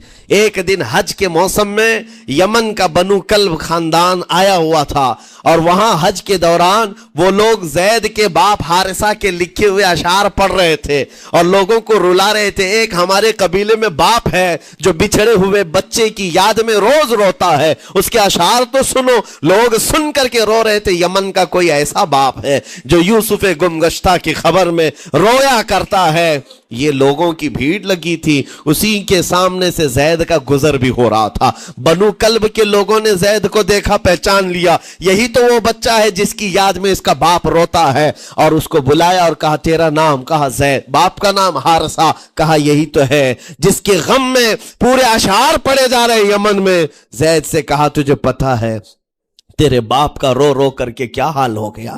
तेरी माँ सहराओं में आवाज देती है, पहाड़ों पर चढ़ जाती है। एक बच्चे के लिए उसके माँ बाप की जुदाई बता देना कितनी बड़ी बात थी। मेरे अजीजों, सालों की ये गुमगुश्ता खबर फिर से वापस मिल गई है। زید نے کیا کہا کہ اب میرے ماں باپ سے جا کر کہہ دیں کہ رونا دھونا بند کریں، اونٹوں کی طرح ادھر ادھر بھٹکنا بند کریں، انہیں میرا سلام پہنچائیں اور کہیں انہوں نے جہاں مجھے دیکھنا تھا اس سے بہتر جگہ میں ہوں، اس سے بہتر جگہ میں ہوں۔ یہ بنو کلب خاندان گیا یمن، جا کر کے باپ سے کہا، حارثہ سے اور سعدہ سے، خبر تمہارے لیے اچھی لائے، تمہارا گم ہوا بیٹا جو پچھلے 10-12 سالوں سے تمہیں نہیں مل رہا تھا وہ حرم کعبہ کے پاس ہمیں نظر آیا ہے، غلام بنا کر لوگوں نے بیچا ہے اسے، لیکن وہ ایک ایسے حسین و جمیل کی غلامی میں ہے، ایک ایسے حسن والے کی غلامی میں ہے کہ زید وہاں سے ہٹنا نہیں چاہتا۔ باپ نے کہا میرے کلیجے سے پوچھو مجھ پر گزرتی کیا ہے، اس کی ماں سے پوچھو، ایک نظر دیکھ لے گا وہ واپس ہماری جھولی میں آ جائے گا۔ دوڑتے دوڑتے یمن سے گھنٹوں یعنی جو مہینوں کا سفر تھا دنوں میں طے کر کے پہنچے، مکہ آئے، جیسی آئے تو رسول پاک صلی اللہ علیہ وسلم کو ڈھونڈا، حضور پاک مل گئے تو دھاڑے مار مار کر باپ رونے لگا اور کہا کہ اے محمد صلی اللہ علیہ وسلم، ہم نے آپ کے متعلق سنا ہے یتیموں کے والی ہیں، آپ کا دل بہت بڑا ہے، مجھ باپ کے اوپر رحم کیجئے، برسوں سے اپنے بچے کے لیے ترس رہا ہے، میں اور میری بیوی تڑپتے ہیں، صحراؤں میں آواز دیتے ہیں۔ حضور نے پوچھا ہوا کیا ہے تمہارے ساتھ؟ کہا ہمارا بیٹا گم ہو گیا تھا، برسوں ہو گئے تھے، لیکن سنا ہے وہ یہاں رہتا ہے۔ حضور نے پوچھا کیا نام ہے اس کا؟ کہا زید اس کا نام ہے، میرا نام حارثہ ہے۔ حضور پاک صلی اللہ علیہ وسلم کے محبوب زید کے بارے میں پوچھ لیا، حضور جس سے خود محبت کرتے ہو، حضور جس سے محبت کرتے ہو، باپ نے پوچھ لیا۔ حضور نے فرمایا کہ ٹھیک ہے، میں ایک باپ کے کلیجے سے اس کے بیٹے کو الگ نہیں کر سکتا، ماں سے اس کے بیٹے کو جدا نہیں کر سکتا، لیکن بات اتنی ہے کہ زید کو بلایا جائے، فیصلہ اس کے ہاتھ میں ہے، فیصلہ اس کے ہاتھ میں ہے۔ میں زید کو بلاتا ہوں، غلام تھے اس وقت، حضرت زید کو بلایا گیا اور اس وقت بھری جوانی والا زید ہے، جیسی ہی آئے پہلی نظر باپ کو دیکھا، ماں کو دیکھا، ماں باپ تو چیخ پڑے ہمارا زید مل گیا، ہمارا زید مل گیا، لیکن کمال کی بات میں دیکھتا ہوں ایسی دیوانگی پوری دنیا میں نہیں ہے۔ زید نے دیکھا اپنے ماں اور باپ کو، لیکن اسی وقت اپنی آنکھیں جھکا لی اور حضور کی طرف کر لیا، کہا نہ، ادھر پہلے حضور پاک صلی اللہ علیہ وسلم کی طرف۔ حضور نے دیکھا کہ زید ماں باپ کی طرف دیکھ نہیں رہے ہو، جو رو رو کر کے برا حال کر چکے ہو۔ حضور نے زید سے کہا پہچانتے ہو؟ کہا ہاں حضور یہ میرے باپ ہیں اور یہ میری ماں ہے، یہ میرے چچا ہیں۔ حضور نے فرمایا پھر ملتے کیوں نہیں ہو؟ کہا سرکار اگر اجازت ہو تو ملوں گا، برسوں کا بچھڑا ہوا جوان ہے، آپ اجازت دو تو میں ملوں گا۔ نبی پاک صلی اللہ علیہ وسلم نے فرمایا جاؤ تمہیں اجازت ہے۔ جیسی گئے اس منظر کو جو بیان کیا گیا ہے میرے عزیزوں، ہم پڑھتے ہیں تو آنکھیں بھیگ جاتی ہیں۔ ماں لپٹ کر کے اپنے بچے کو ہر جگہ چوم رہی ہو، باپ سینے سے لگا کر کے دھاڑے مار کر رو رہا ہو، پہلے تو غش کھا کر گر گیا تھا، پھر افاقہ ہوا، یہ دردناک منظر تھا۔ اس کے بعد زید بن حارثہ کو کیوں نہ تکلیف ہو، غم کیوں نہ ہو، ماں باپ بچھڑے ہوئے اتنے سالوں کے بعد دیکھنے کو ملے، دل پر کیا بیت رہی ہوگی۔ میری ماں وہی جو مجھے خشکیوں میں پالا کرتی، تریوں میں پالا کرتی، میرا باپ وہی جو خون پسینے کی کمائی سے مجھے کھلایا تھا، آج آ گیا ہے۔ حضور پاک صلی اللہ علیہ وسلم نے کہا زید یہ جو جذباتی منظر ہے اس کو ختم کر کے اب اعلان کر دو کہ تمہاری ماں آئی ہے تمہیں یمن سے لینے کے لیے، تمہارا باپ آیا ہے، تمہارا چچا آیا ہے تمہیں یمن سے لینے کے لیے، میں نے فیصلہ تمہارے حوالے کر دیا ہے، میں اپنے غلامی سے تم کو آزاد کر دیتا ہوں، تم بغیر کوئی فدیہ لیے ہوئے، بغیر کوئی پیسہ لیے ہوئے، اس وقت اپنے غلام کو کوئی چھوڑتا نہیں تھا، لیکن تمہاری ماں کا درد دیکھا نہیں جا رہا، میں آزاد کر دوں گا بغیر کسی فدیہ کے، تو اپنی ماں اور اپنے باپ کے پاس جا سکتا ہے۔ اتنا حضور کا فرمان، آزاد کر دینا مکہ میں آسان نہیں تھا، بیٹے کو آزاد کیا حضور پاک صلی اللہ علیہ وسلم نے، تب جانتے ہو وہ کمال کا بیٹا ہے زید بن حارثہ۔ اسی وقت اپنی ماں کو دیکھتے ہیں، باپ کو دیکھتے ہیں، چچا کو دیکھتے ہیں، اور اس کے بعد مکہ والے یہ منظر دیکھنے کے لیے جمع تھے، مخاطب ہو کر کے کہتے ہیں اے سارے مکہ والوں گواہ ہو جاؤ، میں اپنی زندگی حضور محمد مصطفیٰ کے لیے وقف کر دیا ہے، میں نے محمد عربی صلی اللہ علیہ وسلم کے لیے زندگی وقف کر دی ہے، نہ مجھے یمن جانا ہے، نہ مجھے بنو کلب جانا ہے۔ ماں اور باپ دیکھتے رہ گئے۔ باپ نے پوچھا زید آزاد کیا گیا ہے اور آزادی کی زندگی کو چھوڑ کر تو غلامی کی زندگی کو قبول کر رہا ہے؟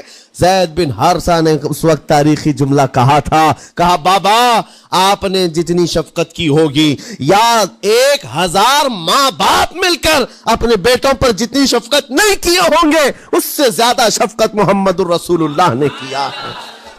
میں 1000 آزادیوں پر اس ایک غلامی کو، میں 1000 آزادیوں کو قربان کرتا ہوں اس ایک غلامی پر، میرے لیے زندگی بھر یہ غلامی کافی ہے۔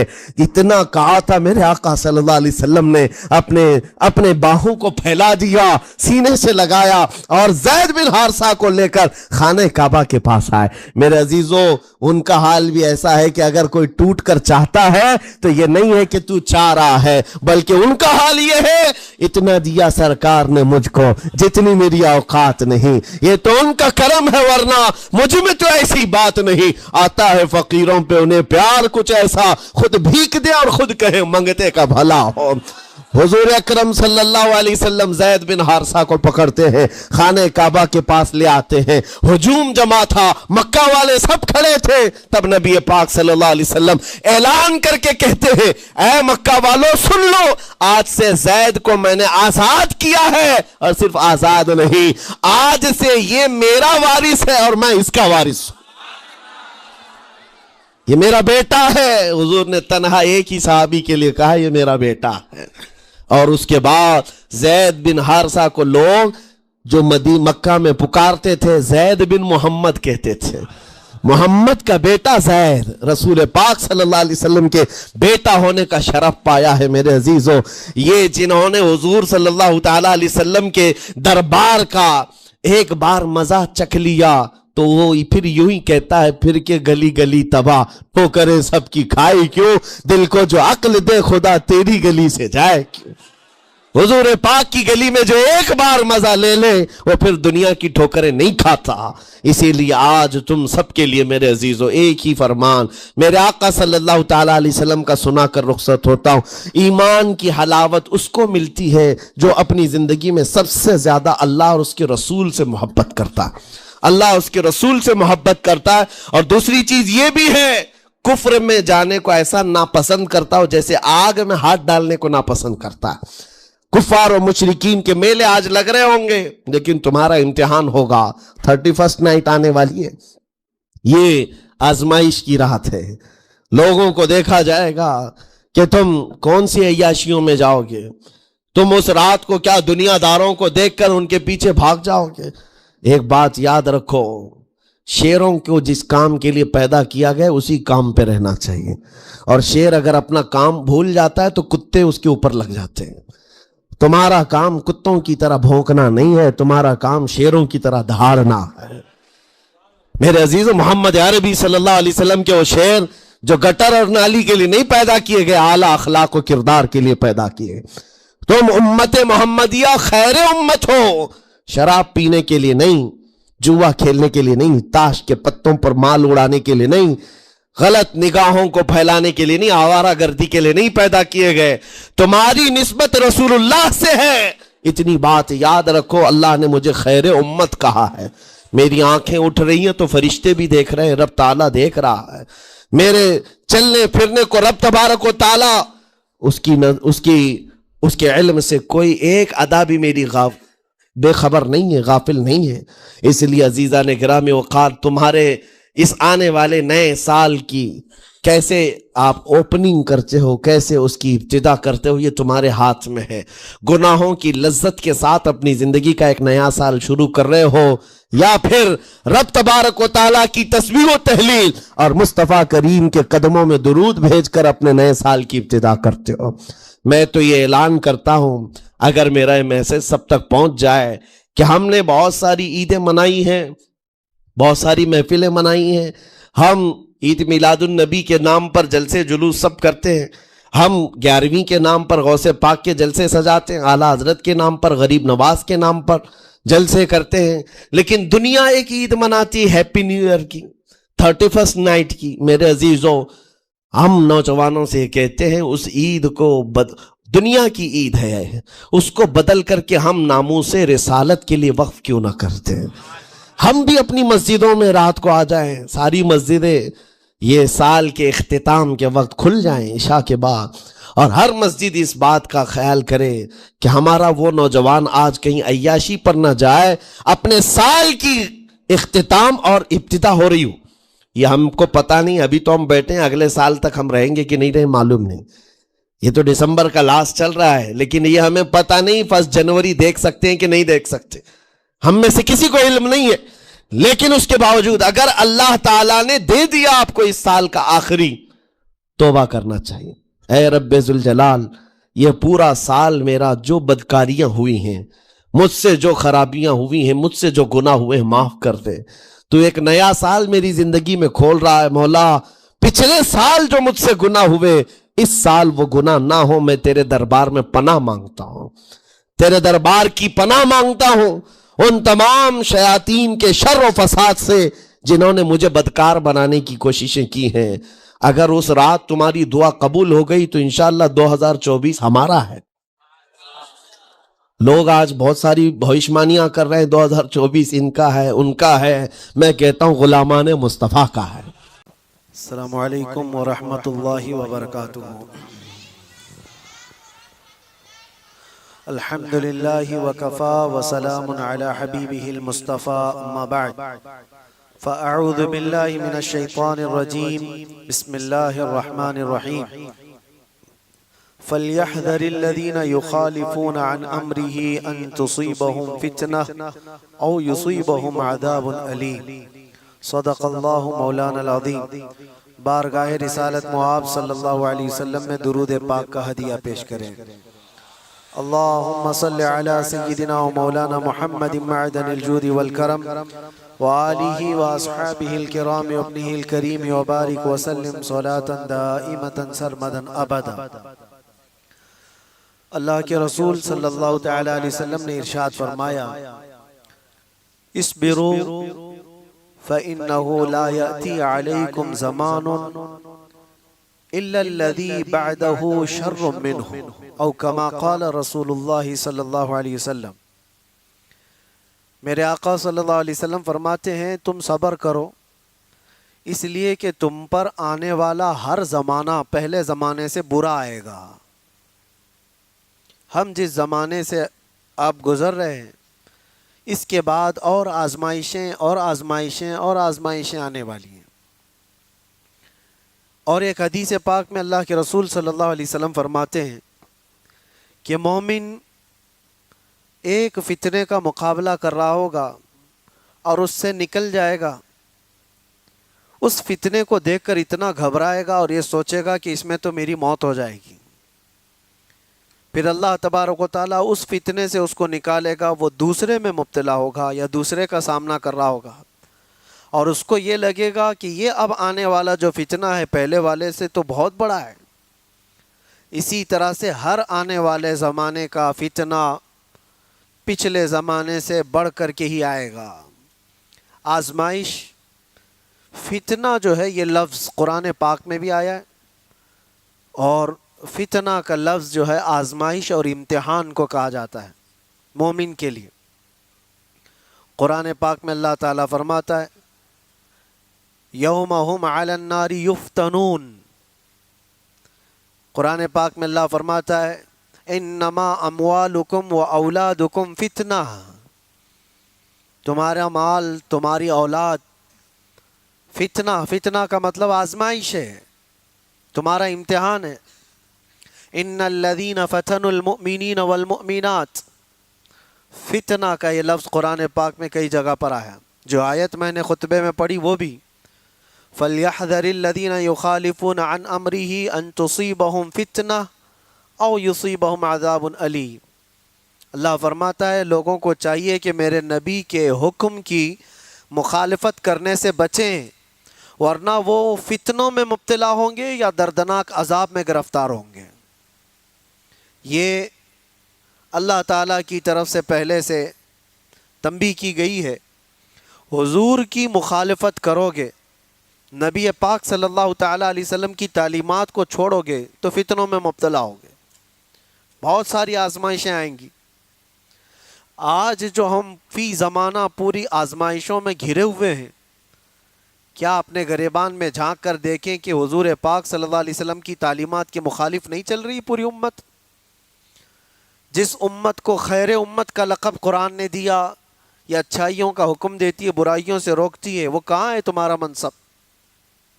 کیا ہر کوئی وہ ذمہ داری نبھا رہا ہے؟ اچھائیوں کا حکم دے رہا ہے ہر کوئی، برائیوں سے روک رہے ہو ہر کوئی ڈر رہا ہے؟ ہر کوئی یہ سوچتا ہے ہم کو کیا پڑی ہے، کوئی جا رہا ہے کھڈے میں گر رہا ہے تو ہم کو اس سے کیا لینا دینا؟ برائیوں سے روکنے کا مزاج امت کا ختم ہوتا چلا گیا۔ تم خیر امت ہو، یہ منصب کبھی تم سے الگ نہیں ہو سکتا۔ اور علم اسلام لایا ہے، اور آج اسلام کے پیروکار مسلمان علم سے دور ہیں۔ اخلاق اسلام نے دیا ہے پوری دنیا کو، اخلاق اسلام نے دیا ہے۔ ماں اور بہنوں کے درمیان تمیز اسلام نے دیا، عورتوں کے حقوق اسلام نے عطا کی۔ لیکن یہ سب باتیں میں اس لیے عرض کر رہا ہوں کہ کیا مسلمانوں میں اب بھی وہ اسلام ہے، یا رسول پاک صلی اللہ تعالیٰ علیہ وسلم کی تعلیمات کو اتنا پیچھے ڈال دیا؟ کبھی کبھار میں سوچتا ہوں میرے عزیزوں، اپنے دل پر ہاتھ رکھ کر کے بتاؤ، جس رسول پاک سے تم جان سے زیادہ محبت کرنے کی بات کرتے ہو، اس رسول کی کتنی حدیثیں تمہیں یاد ہیں؟ دوسروں کے ڈائلاگز تو یاد ہو جاتے ہیں، گانے زبان پر یوں ہی آ جاتے ہیں۔ وہ اس لیے نہیں کہ تم گانے رٹا مار کے یاد کرتے ہو، سن سن کے ہی یاد ہوتے ہیں، چلتے پھرتے لگ جاتے ہیں، یاد ہوتے ہیں۔ کسی کے ڈائلاگز بہت زیادہ ادھر ادھر وائرل ہوتے ہیں، وہ یاد ہو جاتے ہیں۔ لیکن میں یہ پوچھنا چاہتا ہوں کہ یہ سن سن کر کے جب دنیاوی نغمے یاد ہو جاتے ہیں تو اپنی عادت ایسی کیوں نہیں ڈالی کہ میرے نبی کے نغمے بھی سن سن کے یاد ہو جائیں، حضور کی باتیں یاد ہو جائیں؟ بات یہی ہے کل ملا کر کہ ہم جس آزمائش کے شکار ہو رہے ہیں آج یا ہوں گے، ان سب کا اصل سبب قرآن نے کہا ہے رسول پاک صلی اللہ تعالی علیہ وسلم کے حکم کی خلاف ورزی۔ دیکھو حضور کے حکم کی خلاف ورزی دو طرح کا کرتا ہے آدمی، ایک جان بوجھ کے کرنے والا وہ کافر ہے، وہ کہتا ہے کہ میں مانتا ہی نہیں، نعوذ باللہ، وہ کافر ہے۔ لیکن ایک انجانے میں کرتا ہے، وہ حضور سے محبت تو کرتا ہے لیکن نفس کبھی غالب ہے، شیطان کبھی غالب ہے، سستی کبھی غالب ہے، جس کی وجہ سے ان احکام کو عمل نہیں کر پاتا، لیکن نقصان وہ بھی اٹھائے گا، وہ بھی اٹھائے گا۔ پہلا والا تو جہنم، جس نے جان بوجھ کر کے انکار کیا حضور کے فرامین کو، وہ تو جہنم میں جائے گا۔ اور دوسرا والا جو انجانے میں کرتا چلا گیا تو وہ دنیا میں فتنوں میں مبتلا ہوگا، آزمائش میں آئے گا۔ اللہ کے نبی صلی اللہ تعالی علیہ وسلم نے یہ بھی ارشاد فرمایا ایک زمانہ تم پر آئے گا۔ ایک صحابی حضرت حذیفہ رضی اللہ تعالیٰ عنہ، وہ فرماتے ہیں کہ سب لوگ حضور صلی اللہ علیہ وسلم سے اچھائی کے بارے میں زیادہ سوال کرتے تھے اور میں برائیوں کے بارے میں زیادہ سوال کرتا تھا۔ وہ کہتے ہیں خود اس کی وجہ یہ ہے، اس لیے پوچھتا تھا کہ کہیں اس برائی میں مبتلا نہ ہو جاؤں، کہیں اس برائی سے میرا سامنا نہ ہو جائے۔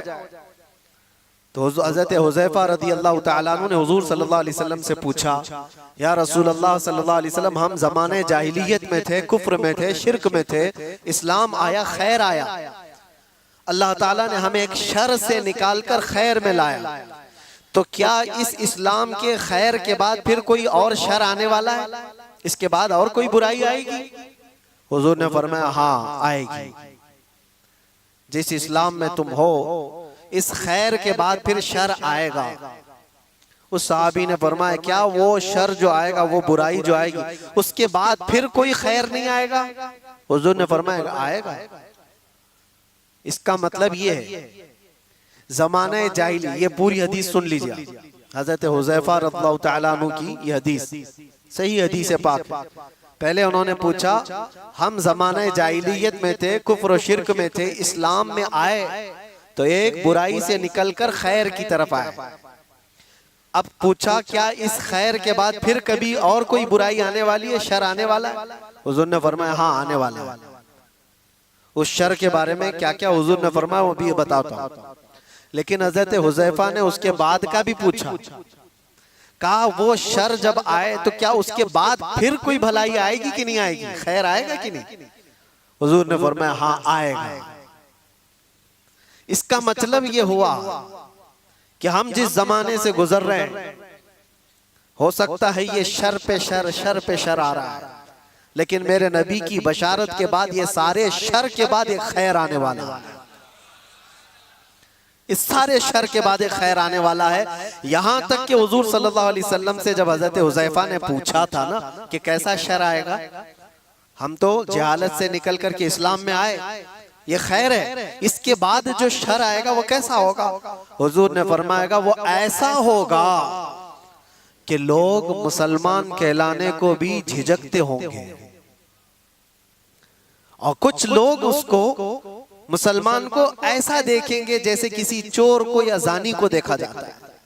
وہ زمانہ آئے گا، وہ شر کا زمانہ، یعنی لوگ اس کو دکھا دکھا کر کے بولیں گے یہ دیکھو مسلمان جا رہا ہے، یہ دیکھو مسلمان جا رہا ہے. مسلمان ہونا تعجب کی بات ہو جائے گی، ایسا شر آئے گا. اور یہاں تک کہ حضور صلی اللہ علیہ وسلم فرماتے ہیں جیسے زانی کو لوگ حقارت سے دیکھتے ہیں، ایک سچے مومن کو ایسا دیکھا کریں گے. یہ زمانہ آئے گا، تم شرمانا مت کہ لوگ مجھے اوپر سے نیچے ایسے تاڑتے ہیں، اتنا گھورتے ہیں، اتنا دیکھتے ہیں. تم مومن ہوگے تو دیکھیں گے ضرور، اور دیکھے جاؤ گے تم. ان کے دیکھنے پر میں اپنا امامہ کیوں اتاروں، ان کے دیکھنے پر میں اپنی داڑھی کیوں نکالوں، بلکہ وہ گھور گھور کے ہمیں بتا رہے ہیں کہ ہم مومن ہیں. وہ شر کا زمانہ آئے گا کہ لوگ تعجب سے دیکھا کریں گے، مومن کو تعجب سے دیکھیں گے اور تانا بھی ماریں گے کہ یہ دیکھو بڑا مومن بنتا ہے، یہ بڑا مسلمان لگتا ہے. ابھی وہ زمانہ اتنا زیادہ عام تو نہیں ہے، لیکن نمازیوں کو تو تانا دیتے ہیں، ٹوپی والوں کو، داڑھی والوں کو، امامے والوں کو تو تانا دیتے ہی ہیں. حضور کی سنت پر جو آتا ہے اس کو نہیں لوگ مذاق میں لینے لگ جاتے ہیں. یاد رکھنا کفار و مشرکین جو مذاق کر رہے ہیں وہ تو جہنم میں جائیں گے، لیکن کوئی مسلمان اگر حضور کی سنتوں کا مذاق کرے گا تو دائرہ اسلام سے خارج ہو گیا، اس نے کفر کیا ہے. حضور پاک صلی اللہ تعالیٰ علیہ وسلم کی سنت کو ہلکا جاننا کفر ہے. اب سنو، اتنا ہی نہیں، اس شر کے بارے میں حضرت حذیفہ نے جو پوچھا تھا، یہ خیر کے بعد جو شر آئے گا، برائی آئے گی، وہ کیا کیا ہوگی؟ حضور نے فرمایا ایسا ہوگا کہ ہتھیلی پر انگارہ لے کر کھڑا ہونا آسان ہوگا، مسلمان بن کر کے رہنا اور مشکل. مفہوم حدیث بتا رہا ہوں، ایمان پر قائم رہنا اتنا مشکل ہو جائے گا، ہتھیلی پہ جیسے انگارہ لے کر کھڑا ہونا مشکل ہے. ایسا ہی ہے آج. امانت کے ساتھ برقرار رہنا، نظروں کی حفاظت کے ساتھ قائم رہ جانا، حضور کی سچی محبت، عقیدت اور ان کی الفت کے ساتھ اس زمانے میں جی لینا اپنے ہتھیلی پہ انگارہ رکھنے سے کم نہیں ہے. یہ کم نہیں ہے میرے عزیزو، بڑی آزمائشیں ہوتی ہیں. لوگ نعرے لگا کر کے سمجھتے ہیں کہ آسان ہے. ہاں، شاعر نے یہ کہا تھا یہ شہادت گہے الفت میں ہے قدم رکھنا. لوگ آسان سمجھتے ہیں مسلمان ہونا، قدم قدم پر شہادتیں، قربانیاں ہیں. اب سنو ایک اور حدیث. یہاں تک تم پریشان ہو چکے ہوں گے، اتنے پریشان ہو چکے ہوں گے کہ کبھی قبرستان کی طرف سے گزر رہے ہوں گے تو حضور فرماتے تم قبروں والوں کو دیکھ کر کے